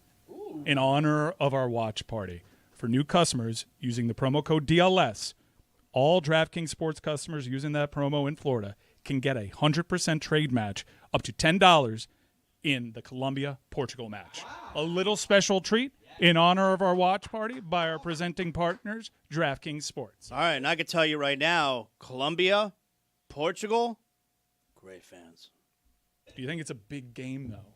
Oh, if we were doing big game and not big game, Colombia, Portugal, that's a big game. Yep. You didn't see that coming. That's a big game. Dave Damashek, did you see the whole to-do over the last couple of days, what's going on with Caitlin Clark? We talked about it a bit on the show yesterday. You see what's going on there with your girl in the Indiana Fever and the big latest controversy involving Caitlin Clark? I wasn't aware of, update me on what the latest chapter is, but it all amounts to just an insane situation. The sport 2 years ago was the emerging star on the in the world of sports, right? And now everybody hates its biggest star and the one who has really caused the boon. So as you can see on the video here, that's what the hell? Right. That's two nights ago. Alyssa Thomas is straight up fist to the throat of Caitlin Clark. She's pulling the move where, you kind of use the person on the ground as leverage to get up, even though we all know, you're really just trying to make them uncomfortable. But here she does it with a fist, and she does it in Caitlin Clark's throat. And Dave, I can tell this is the first time you're seeing this. Let me also tell you that a foul was not called on this play. This was a legal play, all right, in the game the other night. And, everybody was all up in arms about it. The treatment of Caitlin Clark, the way that other players treat her. She's not protected. Her safety is at risk. And yesterday, the WNBA has now suspended Alyssa Thomas for a game, which I think is appropriate. I think a lot of people are angry. They think she should have been suspended multiple games. I don't know. A game suspension feels pretty appropriate for that, right? Right? Well, so this is why National Treasure Boomer Esiason now is saying that Caitlin should take herself overseas. What women's leagues even exist overseas? Yeah, they try. They have women's leagues over there, and I was like, that's how we ended up with the Brittany Griner situation. I'm sure Boomer Esiason can name all of them. Yeah, I don't know. I this is what I said yesterday. Like, I feel crazy, like, coming in because I know that you could pick some things from sports that I watch a lot of, like basketball and football. You pick one thing, and you're like, these guys are insane. And like, I don't actually know what this is like all the time. And like, we found out yesterday about the Caitlin Clark poster situation. I don't know. It just feels like I'm getting duped. Anytime I open Twitter and there's like a whole Caitlin Clark controversy, I know not to get involved because I know that this is a trap. It is a trap to pull us in and make us argue about something that we don't actually care about. Well, so I will tell you. Did she die? No, I don't really care about Caitlin almost Clark. did. I don't really care. She almost did. Okay, well, you care. I don't really care about Caitlin Clark's throat. Lewis, show the tweet. Show the very accurate representation of what happened by Benny Johnson. Quote, "This is our George Floyd." That is a great tweet. Oh, no. That's a great tweet. Because this is our George Floyd. If that If that is your George Floyd, that really says, like, yes. Hey, things are pretty good. Yeah, Benny. Things are pretty good. Benny, I think you're missing the point. Yeah, That's nailed the point. it. Yeah, nailed it. You nailed it. I agree. That is your George Floyd. You're absolutely right. Who is that guy? Benny Johnson? I don't know. Fool. God, I love your existence. Ah, man, to be Jonathan Zaslow, to live in the space where you don't know Benny Johnson, consider yourself blessed, my man. Yeah, I don't know that fool. Whatever. All right.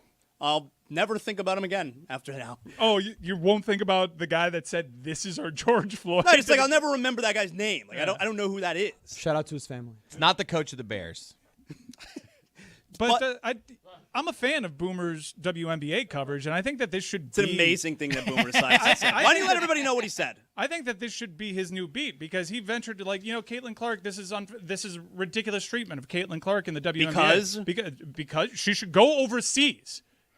That'll show him. She should go overseas. And why is she being treated this way? Because she's a white woman. And straight. Right. Yes. Yes. Which, perfect. Thank you for the thought-provoking take. In fact, CBS does a great job covering women's sports.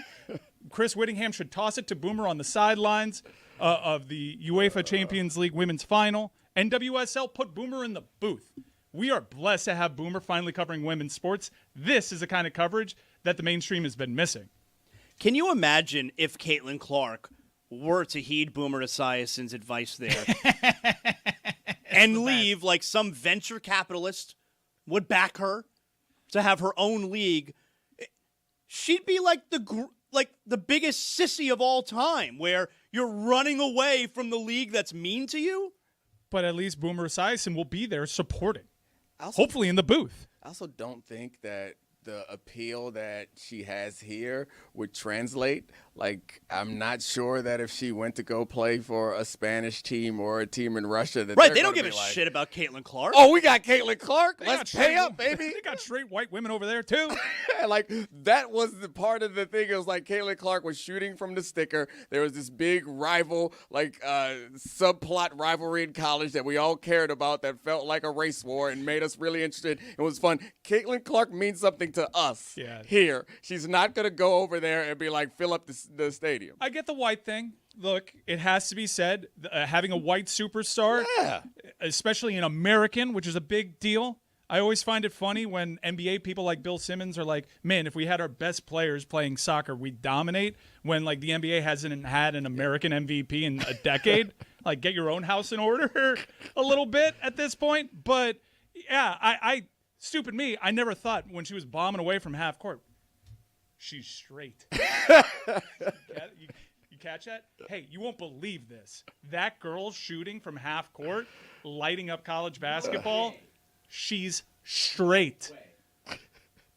I think guys like Boomer, and not just like guys like Boomer, people believe that, like, in the WNBA, a good proportion, or certainly a disproportionate number relative to society, are like out gay women. And so, like, that sport would look at someone who's not like that and see her get the attention, and they feel offended. Like, you could understand that they would feel offended. Like, man, we've been here doing it, and maybe you won't celebrate us because we do not fit this construct. It's like a weird mind game where it's like the reason why people think that the WNBA doesn't like her is because she fits too neatly into the broader society. It's a weird way to be like, I'm oppressed.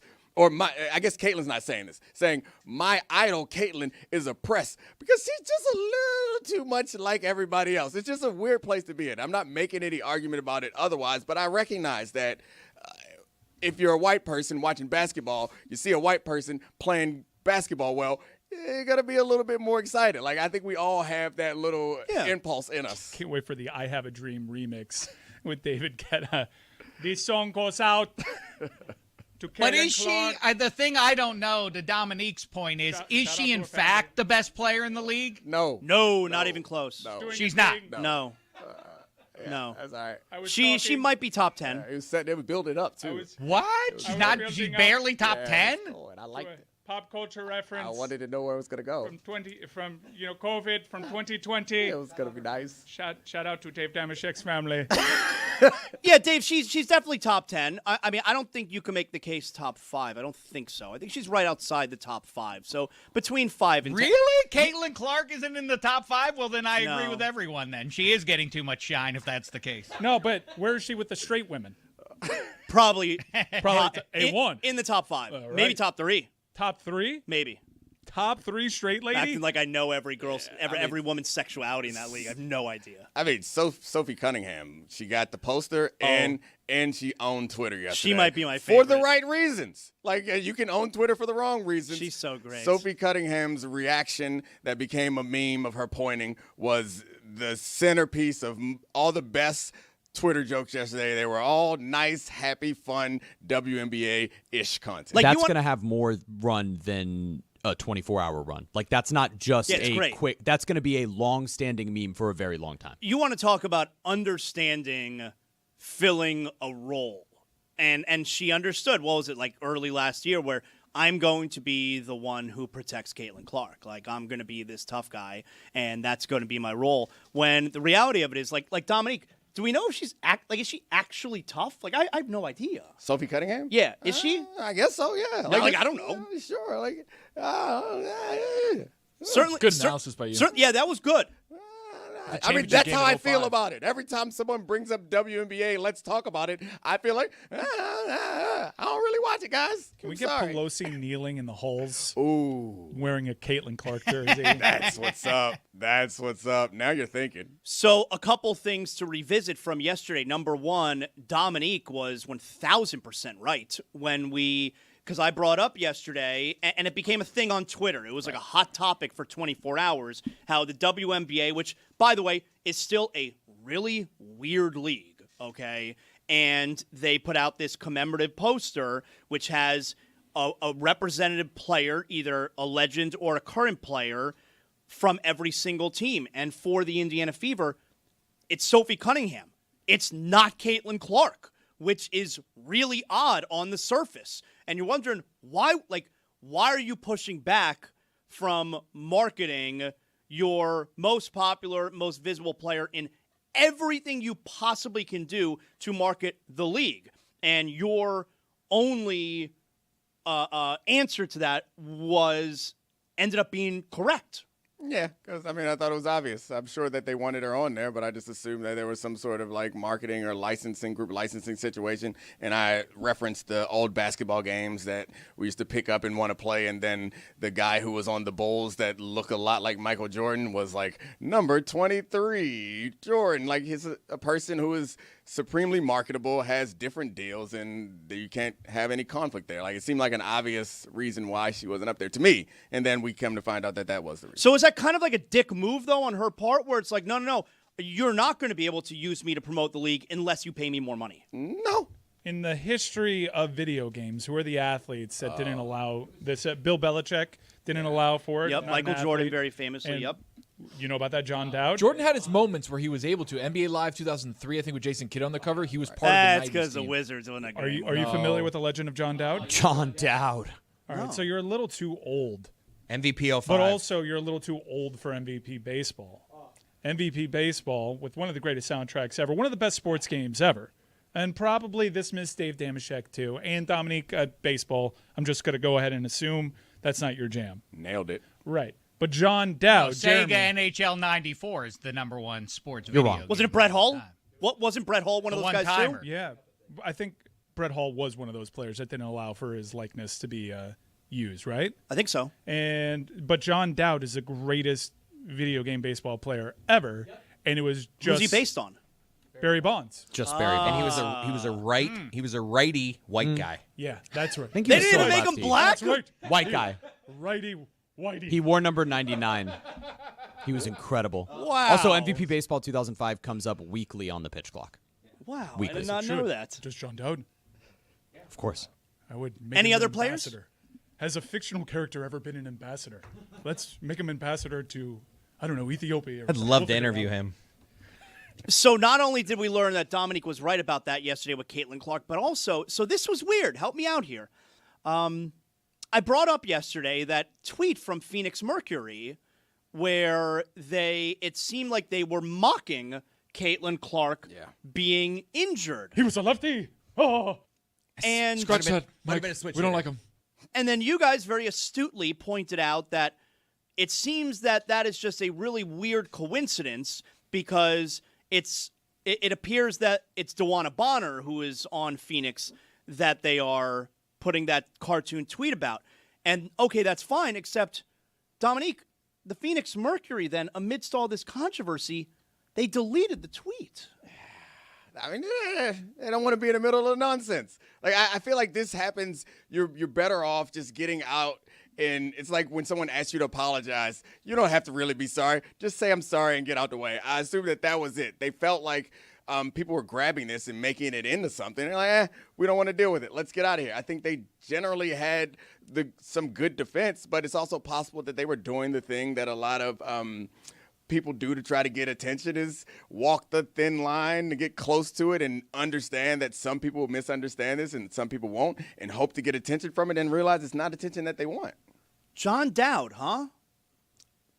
It's going to sit with me all weekend that I said he was a righty. Sit with me, too. Yeah, it was bad. It's almost like he didn't play the game. It was good delivery. Oh, so was he not a righty? He was a lefty. He was a lefty. It was a carbon copy of Was Barry he at Bonds. But he least- was white. I was going to say, was he at least white? Yeah, he's definitely white and not Barry Bonds. Didn't have the stance. No, but a deep voice. But he played like him. He hit like him. Yeah, he was incredible. Yeah, he's like 99 all the ratings. He had basically Mike Trout's stance from the left-handed side, like just super still, but was Barry Bonds. Like he was spectacular. He was a cheat code because Barry Bonds was a cheat code. More cheat code than Bo Jackson, Super Tecmo Bowl? Come on. You get that reference. I do. I For mean, sure. I I'm think young. Vic was the biggest. Madden. Vic was a big one in Madden. Vic and Yep. Madden. biggest cheat 04? code ever. Vic was earlier Mario than that, I think. Lemieux. Really? Lemieux in NHL 93 and 94, unstoppable. Yeah. Just about literally unstoppable. You mentioned Mike Trout, and I have to take the reins from Boomer Esiason and Be Ugly American for a second. I think I know it's a hot take, sports radio thing, and all of that, but it's wacky to suggest that if you could, if there were an alternate universe and you took Christian McCaffrey and Mike Trout and Tyreek Hill and Russell Westbrook and any number of other high-end Saquon Barkley, and in the year 2000, instead of them playing football or basketball or otherwise, and you had them focus on soccer, that the U.S. wouldn't be an international soccer power, it's a ludicrous argument. Yes, Morocco doesn't just create great athletes, they create great soccer players more so than the U.S. does. It's an illogical argument. I was trying to make that case to my 14-year-old son a few days ago. He looked at me like I was an idiot. It's Former Miami Beach mayor and Jeff Epstein buddy Phil Levine once gave me a key to the city, and the next day they changed all the locks. We'll be talking about all of his sexy, flirty emails with co-conspirator Ghislaine Maxwell, and we speak with a woman who got manhandled and arrested just for showing up to speak at a public meeting. All new because Miami. Coming up on Mystery Crate this week, I pull Roy for a chat to see if we're really meant to be together. You really tried. We talk about shows that we could see ourselves being in. We get listener suggestions on shows they see us in. You were supposed to do a book report and you failed. I did a book report, just like I did in my whole life, and it got me here. So here we go.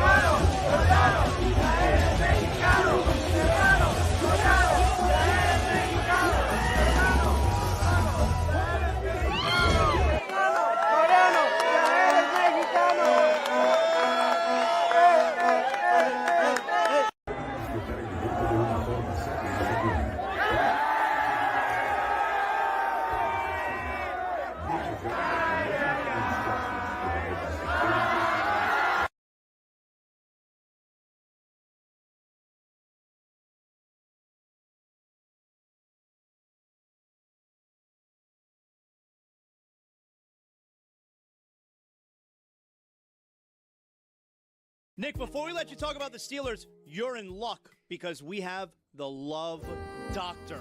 The Love Doctor is here. He is ready. He is in his office right now. Dr. Greg Cody getting everybody ready for Mother's Day this weekend. And we have questions. The Love Doctor is going to have the answers. Who's up first? I know a lot of people are going to come to you and they're going to want to know, how do you keep it interesting? Me, I'm not interested in interesting. So how do you keep it predictable? How do you keep it ho-hum? How do you just let it just be? Was that Jason Tatum asking that question? Young lady, you are my kind of gal. That's my lane. That's my lane of romance. I invented predictable. Nobody has perfected the art of dull routine like yours truly. As a matter of fact, little inside information here, my wife and I schedule our naughty time months in advance, like doctor's appointments. Quite often, she'll have to cancel because she said something came up. Unfortunately, sometimes I'll have to cancel because something didn't come up. That kind of thing. It's a good look for us. Do we have another question for the love doctor here after such great advice? With Chris listening. Oh, we're doing it, baby. What are you guys doing, man? Oh, you want question number 2? Yeah, let's go question number 2. Oh, yeah, Greg. Hey, man, I need your help, man. So I'm out of town for Mother's Day, trying to figure out what can I get my girl for Mother's Day in another city. Oh, wow. Buddy, I'm worried about this. Not one, but 2 of the love doctor's marriages began rending like cheap fabric when Greg was either out of town at a sporting event or away at a doctoral conference. And the exes were doing the clandestine bumpy bump behind my back. Jack, I suggest you get your girl, which you'd never expect, a private eye to keep an eye on her randy ass. You know about that Randy ass, Nick? I don't like this at all. Thank you, love doctor. Don't go anywhere. We may go back to you. Appreciate you. I don't like this at all. Somehow the least embarrassing Cody on today's show. Wait till Nick finds out that Chris, with Greg sitting nearby, admitted about a half an hour ago that when he's having a hard time becoming aroused, he thinks of his wife's twin sister to get in the mood. It was a shocking revelation. That's what happened, Nick. Shocking. That happened. Yeah, he did. No, he did. Yeah, he did. Yeah, he did. He did. It was shocking. Unnecessary also. I don't like... This isn't... Again, I might need a mean here. This isn't K-Fab. K-Fabe? K-Fabe. Which is it? I don't know. K-Fabe, wrestling nerd here at your service. This isn't... Zaz could have helped Thanks, there. Mike Ryan. This isn't K-Fabe. I don't like this at all. And I would appreciate if you guys turned the music off. This is not great. So the Steelers.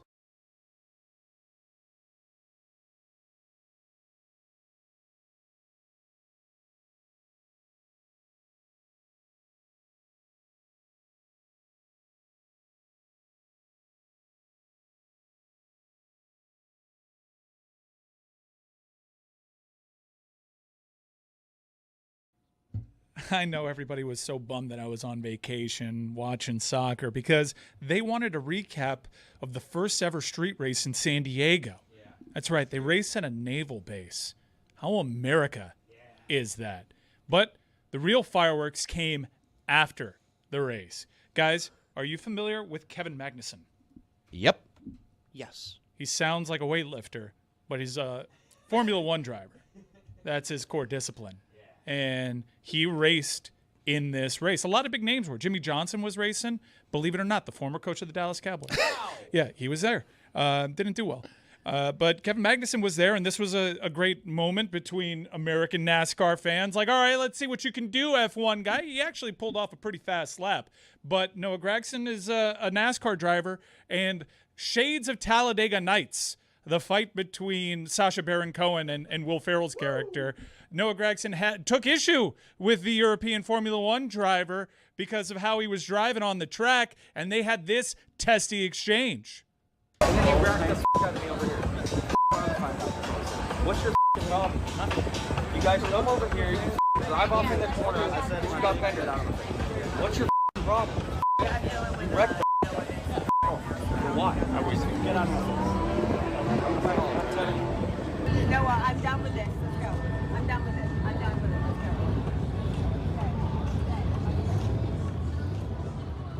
Let's go. Noah backed down there a little bit once Kev was like, wait, are we really doing this? Yeah, the guy on the left seemed like a dick in that spot. Like, he's all up in his face, and all he's doing is repeating himself. Like, either step up or get out of here. I like Noah. He's been very good about Cameo.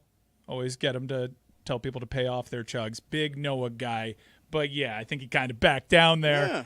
And Do something, player. This race was eventful. Everyone, look, SVG was a huge favorite in this race. Stan Van Gundy? Stan Van Gundy, Jimmy Johnson, former Cowboys coach, all in this race. Shane Van Gisbergen is one of the greatest road course drivers ever, if not the greatest already.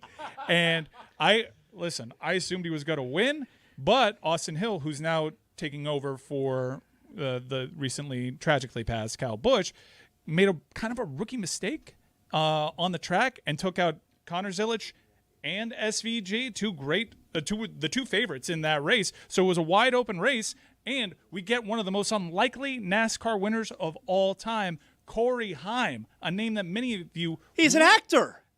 Not Corey Haim, but it's spelled in a similar fashion.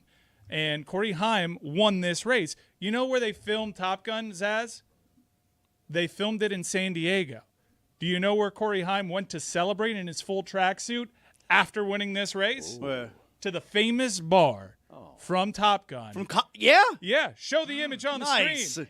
This had to be a moment. Nice. Yeah. So, and by the way, SVG, you got another road course here coming up. So I think it's Sonoma. I imagine he's going to be all right and win another road course race, provided that there aren't any other idiots on the track. And for every lap, keep it fun. Keep it Cuervo. Thank you for presenting Gearhead. Thank you, Cuervo. Guys, I got to show you something. Dave, I don't know if you saw this yet, all right? But there's a video that has gone viral on Twitter. You know, sometimes videos go viral on Twitter. And there was a video that went viral. It's going viral on Twitter right now of this woman. She went hiking, and she's hiking with her dog. Looks like a German Shepherd, I think.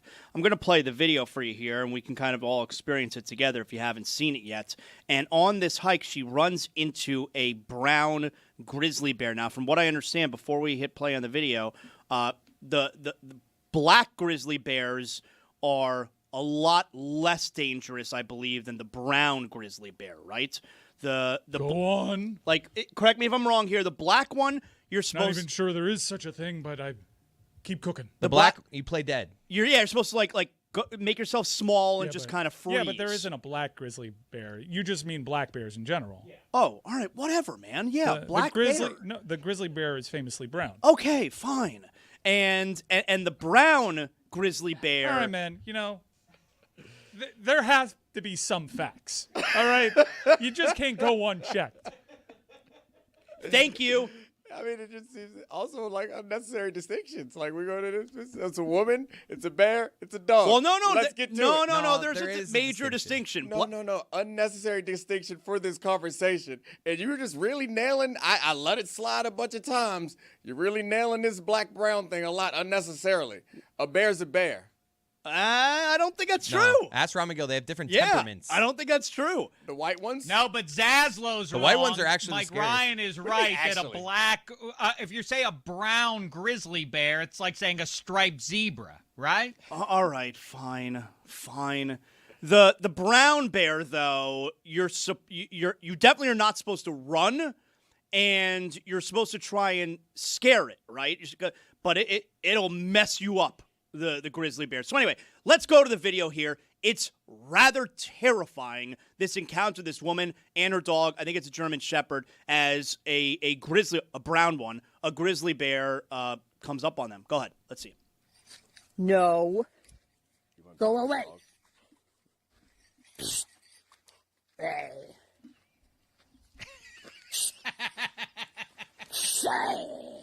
She's trying to scare it, No. Making weird voices. The bear's getting closer and closer now. It's kind of deciding what do they want to do.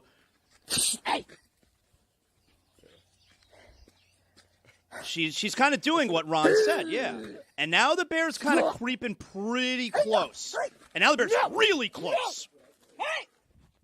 Hey! Stop it! And now it's on its hind legs, which is really scary. Stop! Enough! No! Hey! Hey! Stop! That bear's really... It's scary watching this, right? Go! Enough! Hey! She's very brave. Dad! Dad! Hey! Stop! Enough! Get Go. And now the bear kind of retreats behind like a fence. And she's got enough room now between her and the bear where now she makes like a run for it with the dog. And apparently she made it out safe. And I don't know if all of you guys have seen that video yet, but like my toes curl watching it. That video's intense. It's pretty scary. This is why women choose the bear. Toes curl? It's your thing? Wouldn't this be why the women don't choose the bear? You like bears, huh? Okay. Toes curled. I don't even want to admit what I was just thinking I would have done in that spot. You were thinking the right thing, I hope. Like if shit hits the was fan there, you just got to let the dog go. No, not if shit hits the fan. That's the dog's job. That's why you're here. That's why you're here. It's showtime. Backup quarterback. The starter just went down. Get in there, take a snap. You're just sacrificing your dog? Whoa. I'm not sacrificing my dog. I'm allowing my dog to do what dogs are here to do. Protect me. And save me? You think that I don't need a dog to be my friend?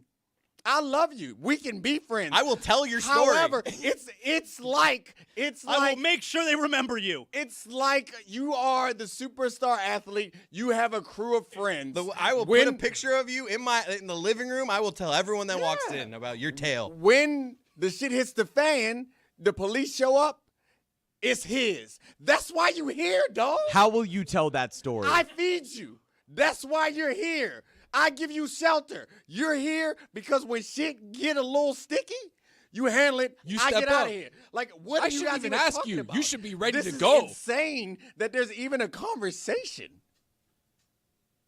What are you like? Oh, Jeremy, you're putting the dog behind you. Like, I'm fighting this fight, dog. I'm Go trying back to the do. car. I'm trying to at least for a little while do what this woman did and scare the bear. That's what you're supposed to do anyway, right? no. So I'm not. My immediate reaction is not to sacrifice my It's not dog. my first reaction. Sacrifice. Wrong word. But as Wrong soon as word. the bear is circling me, I'm like at least like, all right, maybe if I let it go, it'll run that way. What if it was a cat? Oh, then definitely not.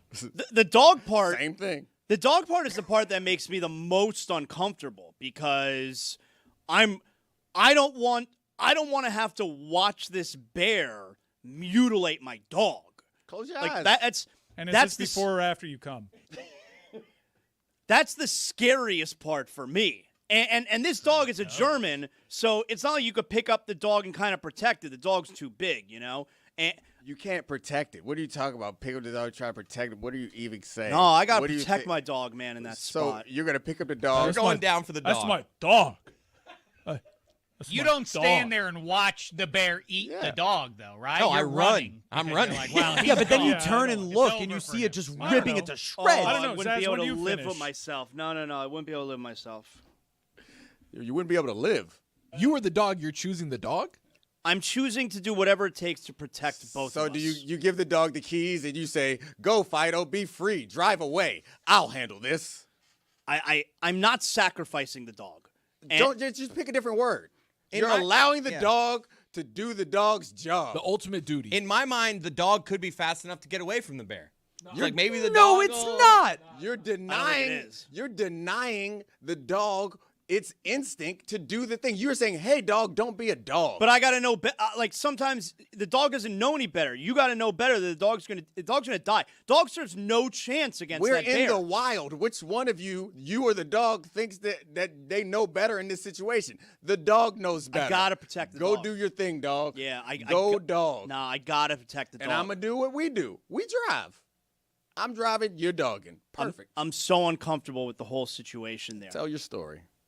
No one's happy about sacrificing the dog. I wouldn't be able to live with We're myself. literally in a life or Stop death using the situation. word sacrifice. I appreciate that Chris at least admits it now. It's a Stop using sacrifice. The word sacrifice is not a sacrifice. It's a sacrifice. It's not a sacrifice.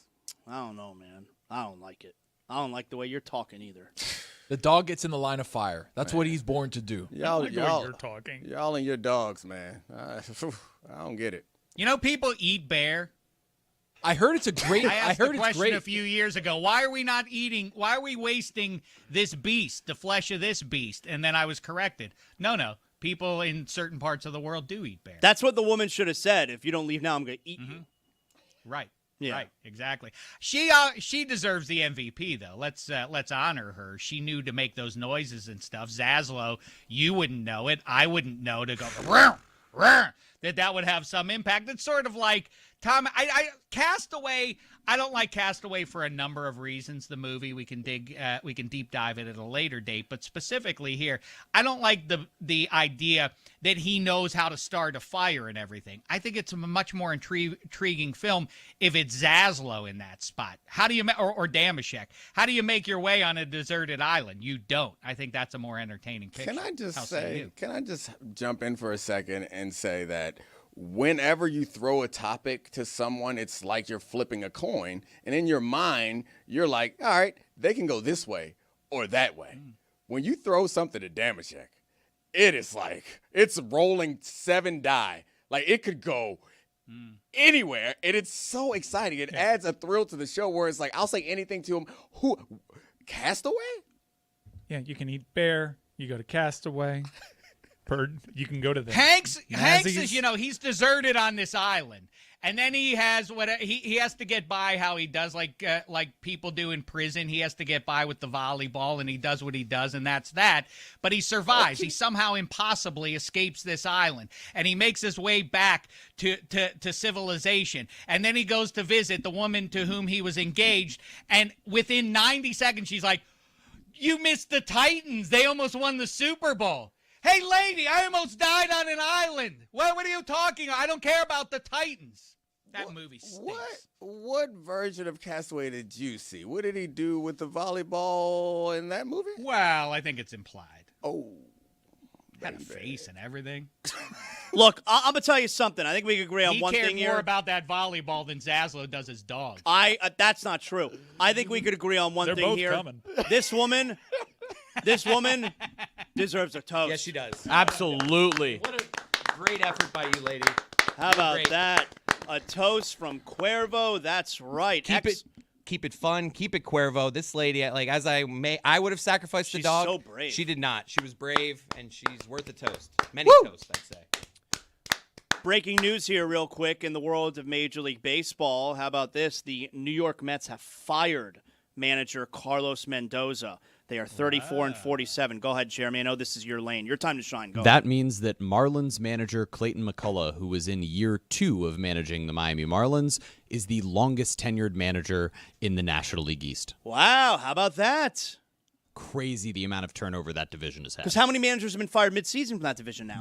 It's the Phillies, who fired Rob Thompson. Don Mattingly's their manager now. Yeah. And now the Mets just did that.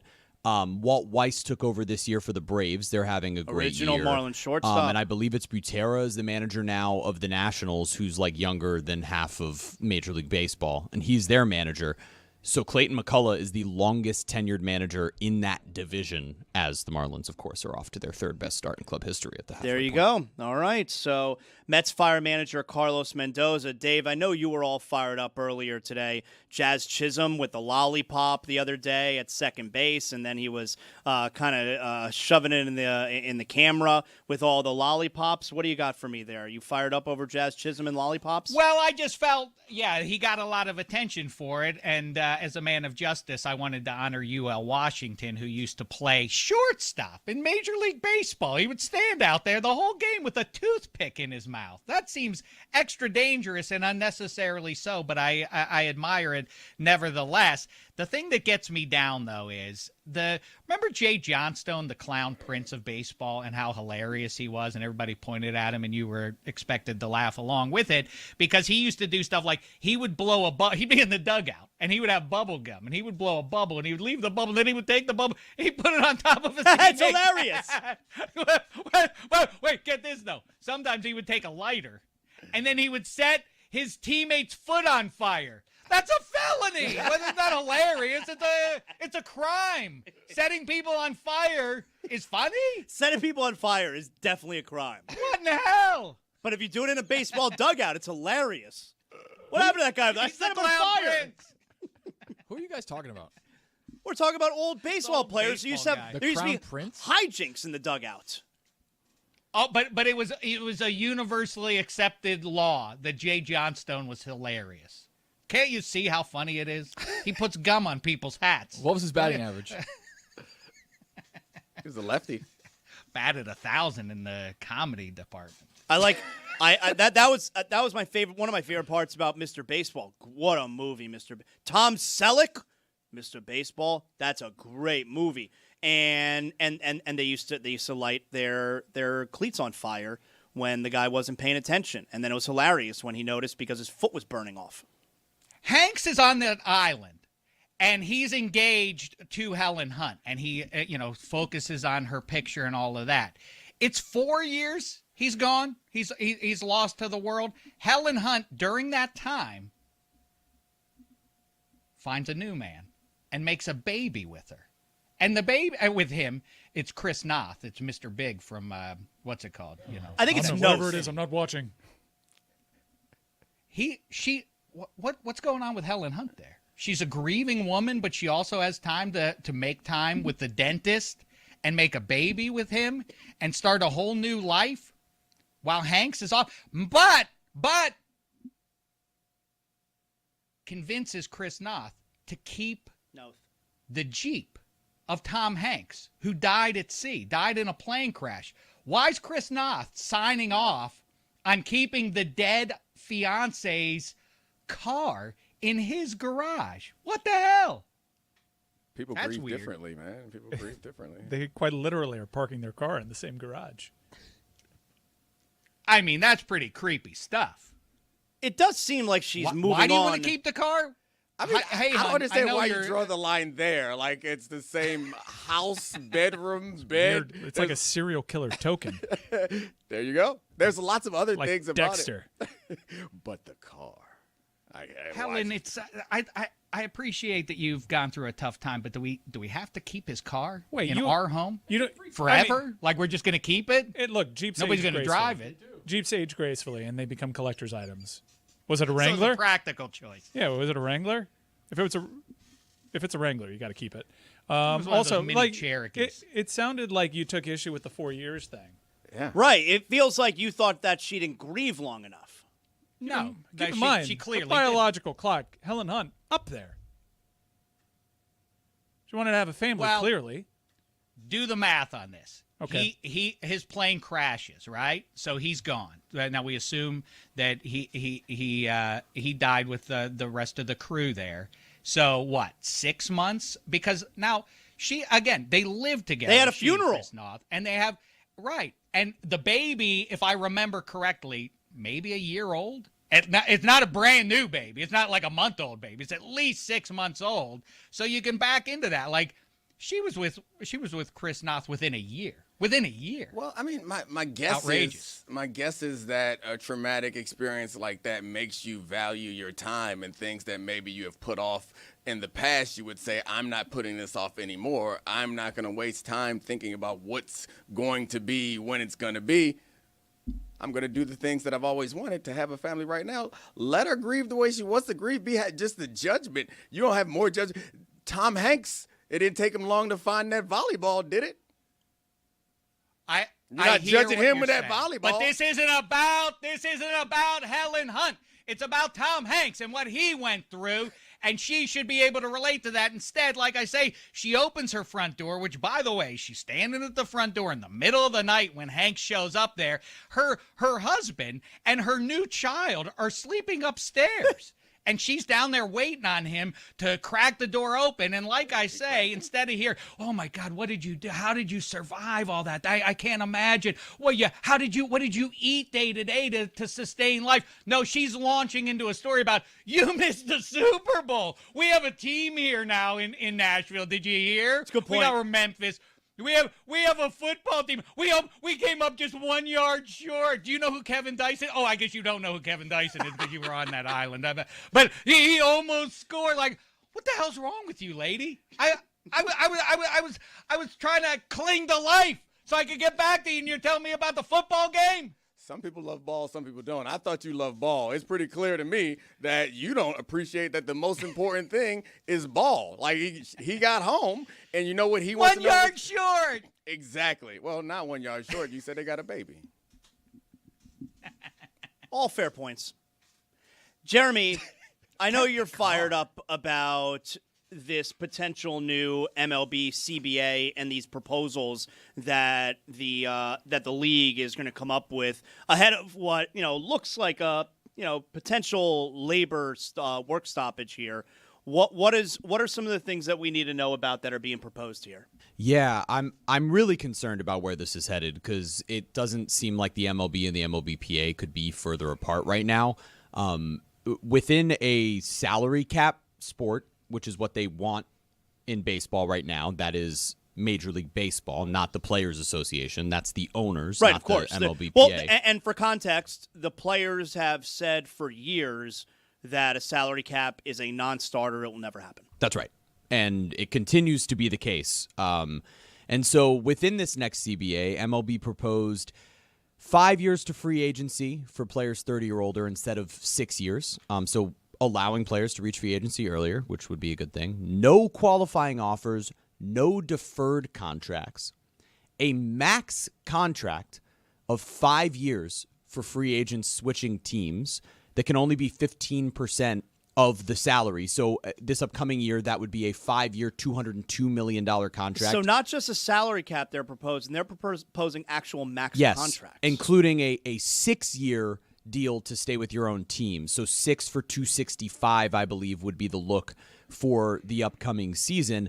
Obviously, you juxtapose that with where contracts are right now. Like Juan Soto is on a 15-year, $760-something million contract. Ridiculous. So you could say it's ridiculous, but it's what a free market allows for Juan Soto to demand. And Dominique, I'm fascinated by what your perspective would be here, obviously, with your union work. I mean, they're always going to be really far apart at the beginning. That's the way, and we're still in the early stages. But this CBA negotiation is like just about every other one. It comes down to the owners having issues with each other, and rather than sorting out their own issues, they decide that they can agree upon taking it from the players. Because what I think they're trying to argue is that certain teams have a distinct advantage in baseball because they're able to generate more revenue. And so like there's a bunch of franchises. So if you think about a bunch of different McDonald's, like they're franchises around the country, there's certain McDonald's that are in neighborhoods that are going to make a lot more money than others.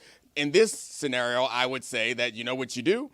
McDonald's should pool all their money and then split it equally and then do whatever you want. That's how you solve it. But rather than that, they say like, nah, we're going to find another way to suppress the wages of the employees in order to create more revenue.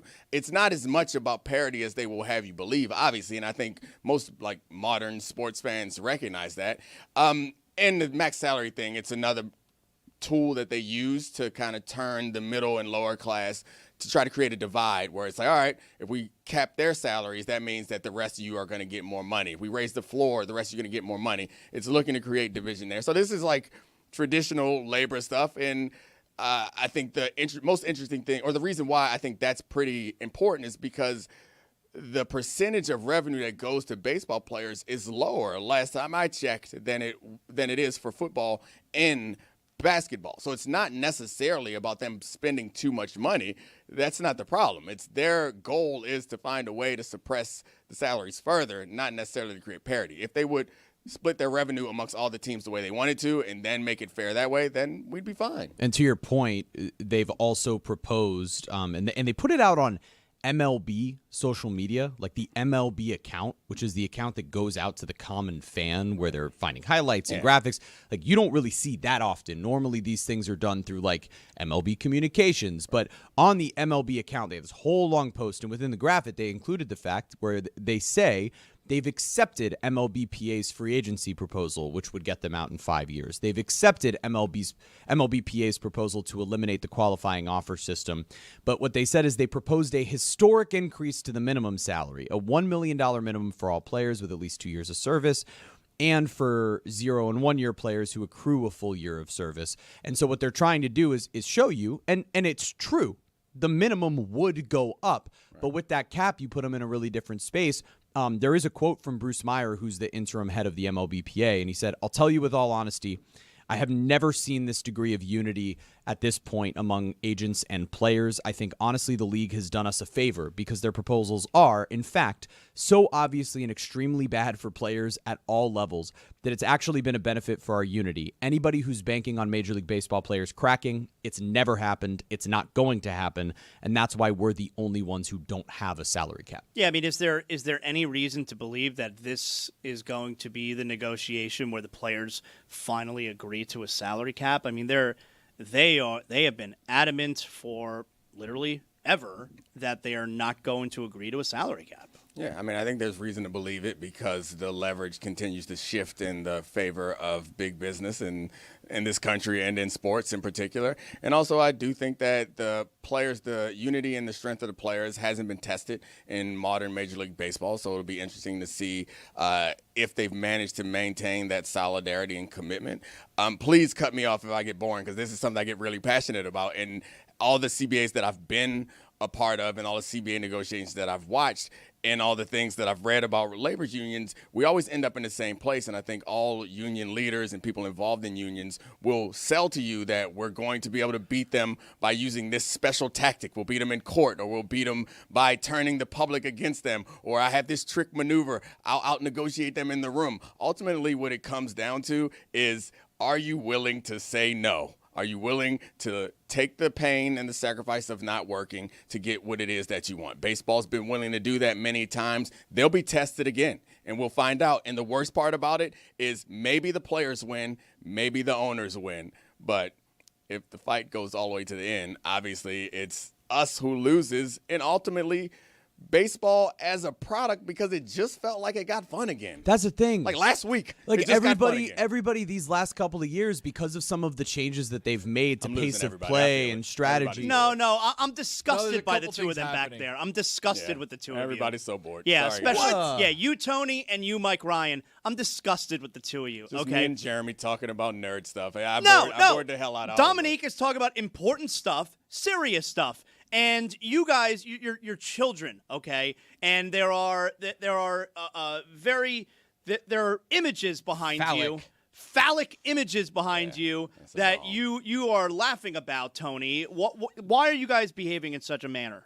Also, there was a wet sneeze. And then I that sneezed. Chris had a real and wet Tony sneeze. was like, that was a wet sneeze. It broke through the barrier of his hands and went like plumed out. No, it went into my hands. Nah. 1 to 5 on the wet sneeze meter. Where are we at? At a 10, I put it at a 3 because there was zero phlegm, mucus. I was sick last week. Like it was just natural mist. Can't be a sneeze mist. Natural. You realize this is still like going everywhere. No, I hate no, this thing. not if you do it properly. It's going down. Like if you sneeze into your elbow properly, down. That's better than spitting all over your hands and then you're touching all the controls. You're shaking. Well, no, I hands. wiped it off with a tissue. Yeah, that's disinfected.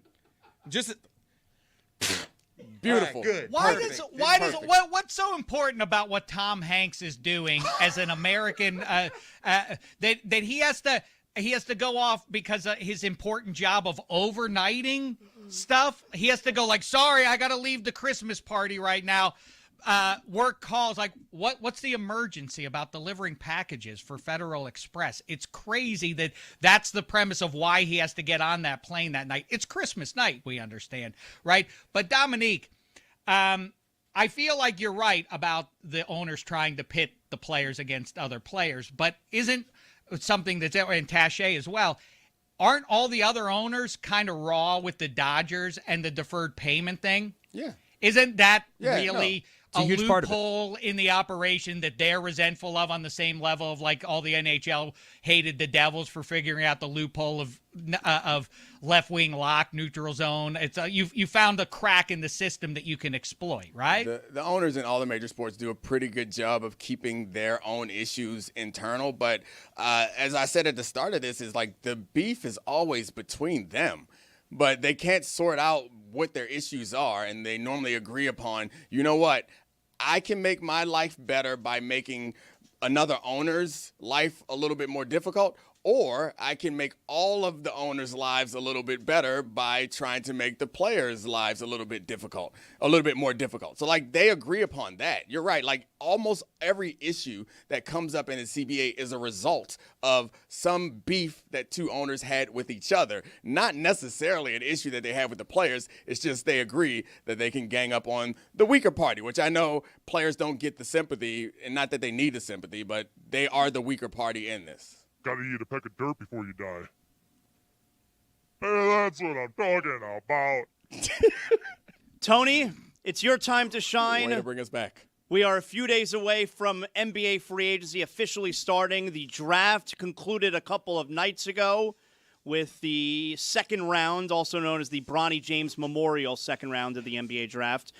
Tony, lots of rumors, lots of stories. What are some things we need to know about? Yeah, we're going to crank up the rumor mill here. I got a couple of stories that I want you guys to comment on. First one is the more of the fallout from the LaMelo Ball trade over to Minnesota.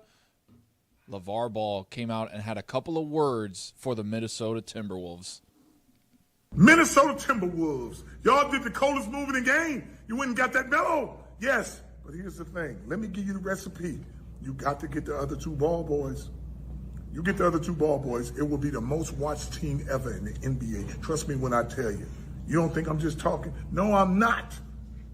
Melo can't win it by himself, but I tell you, with his brothers, I guarantee y'all a championship. The chemistry and the goddamn speed of the game, I never taught my boys to play by themselves, but together, you can't beat them. And with Ant, A-Rod, you already a superstar, so you know what to do.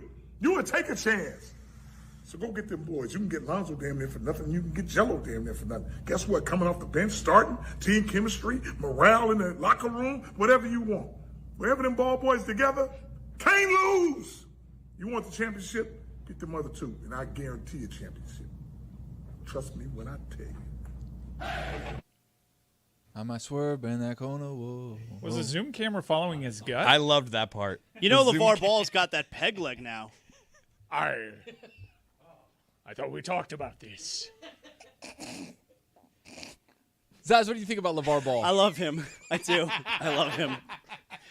I feel a little bit bad for him these days because he also revealed that his wife left him, and that's obviously not funny. It felt like someone doing a LeVar Ball impersonation. He lost his mojo. It was like, I can still do this. And it was like he went to his closet and pulled out a wrinkly Big Baller Brand shirt and put it on. It was like, I'm going to do it again, guys. And then there was no heart. It's like a washed-up rapper going on tour. Like, you think I'm just talking? Yeah, he's like he's a washed-up stripper. Like, I got one more dance for you, baby. Like, no, I'm good. Please stop it. I don't want this dance, LeVar. I'm just here to have a couple drinks.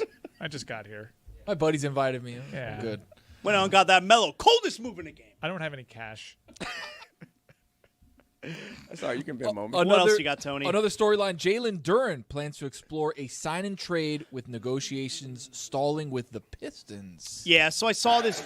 Jalen Duren he's like insulted that the Pistons aren't offering him the max contract. And this one's always funny to me, Dominique. And I know you're a pro player, and you should be. And I'm always going to be pro team because I'm a fan. And, a team wants the best for the team. And the player, in most cases, is going to want what's best for him and his family, which is certainly understandable. But just because there is a maximum allowable contract doesn't mean when you're a good player your team has to give you the maximum allowable contract. And this is where it's funny because, it's not, the player will always tell you, or a lot of times tell you, it's not personal, it's business. But then when the team does the thing where it's not personal, it's business, the player then gets insulted. And we all saw the postseason that Jalen Duren just had. He stunk. He stunk. And so instead of $58 million a year, they're offering him $44 million a year, and it's like super insulting.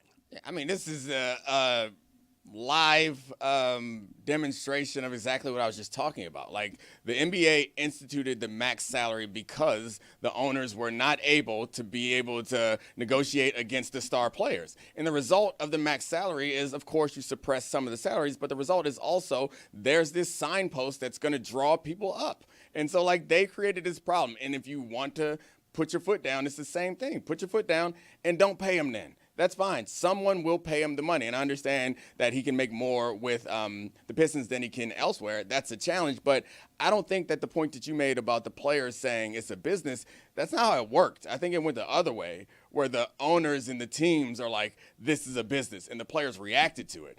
It's not that the players are like, don't have hard feelings, this is a business, I'm forcing my way out. It was the other way around. So, of course, I saw the playoffs. I get why you wouldn't want to pay Jalen Duren that amount of money.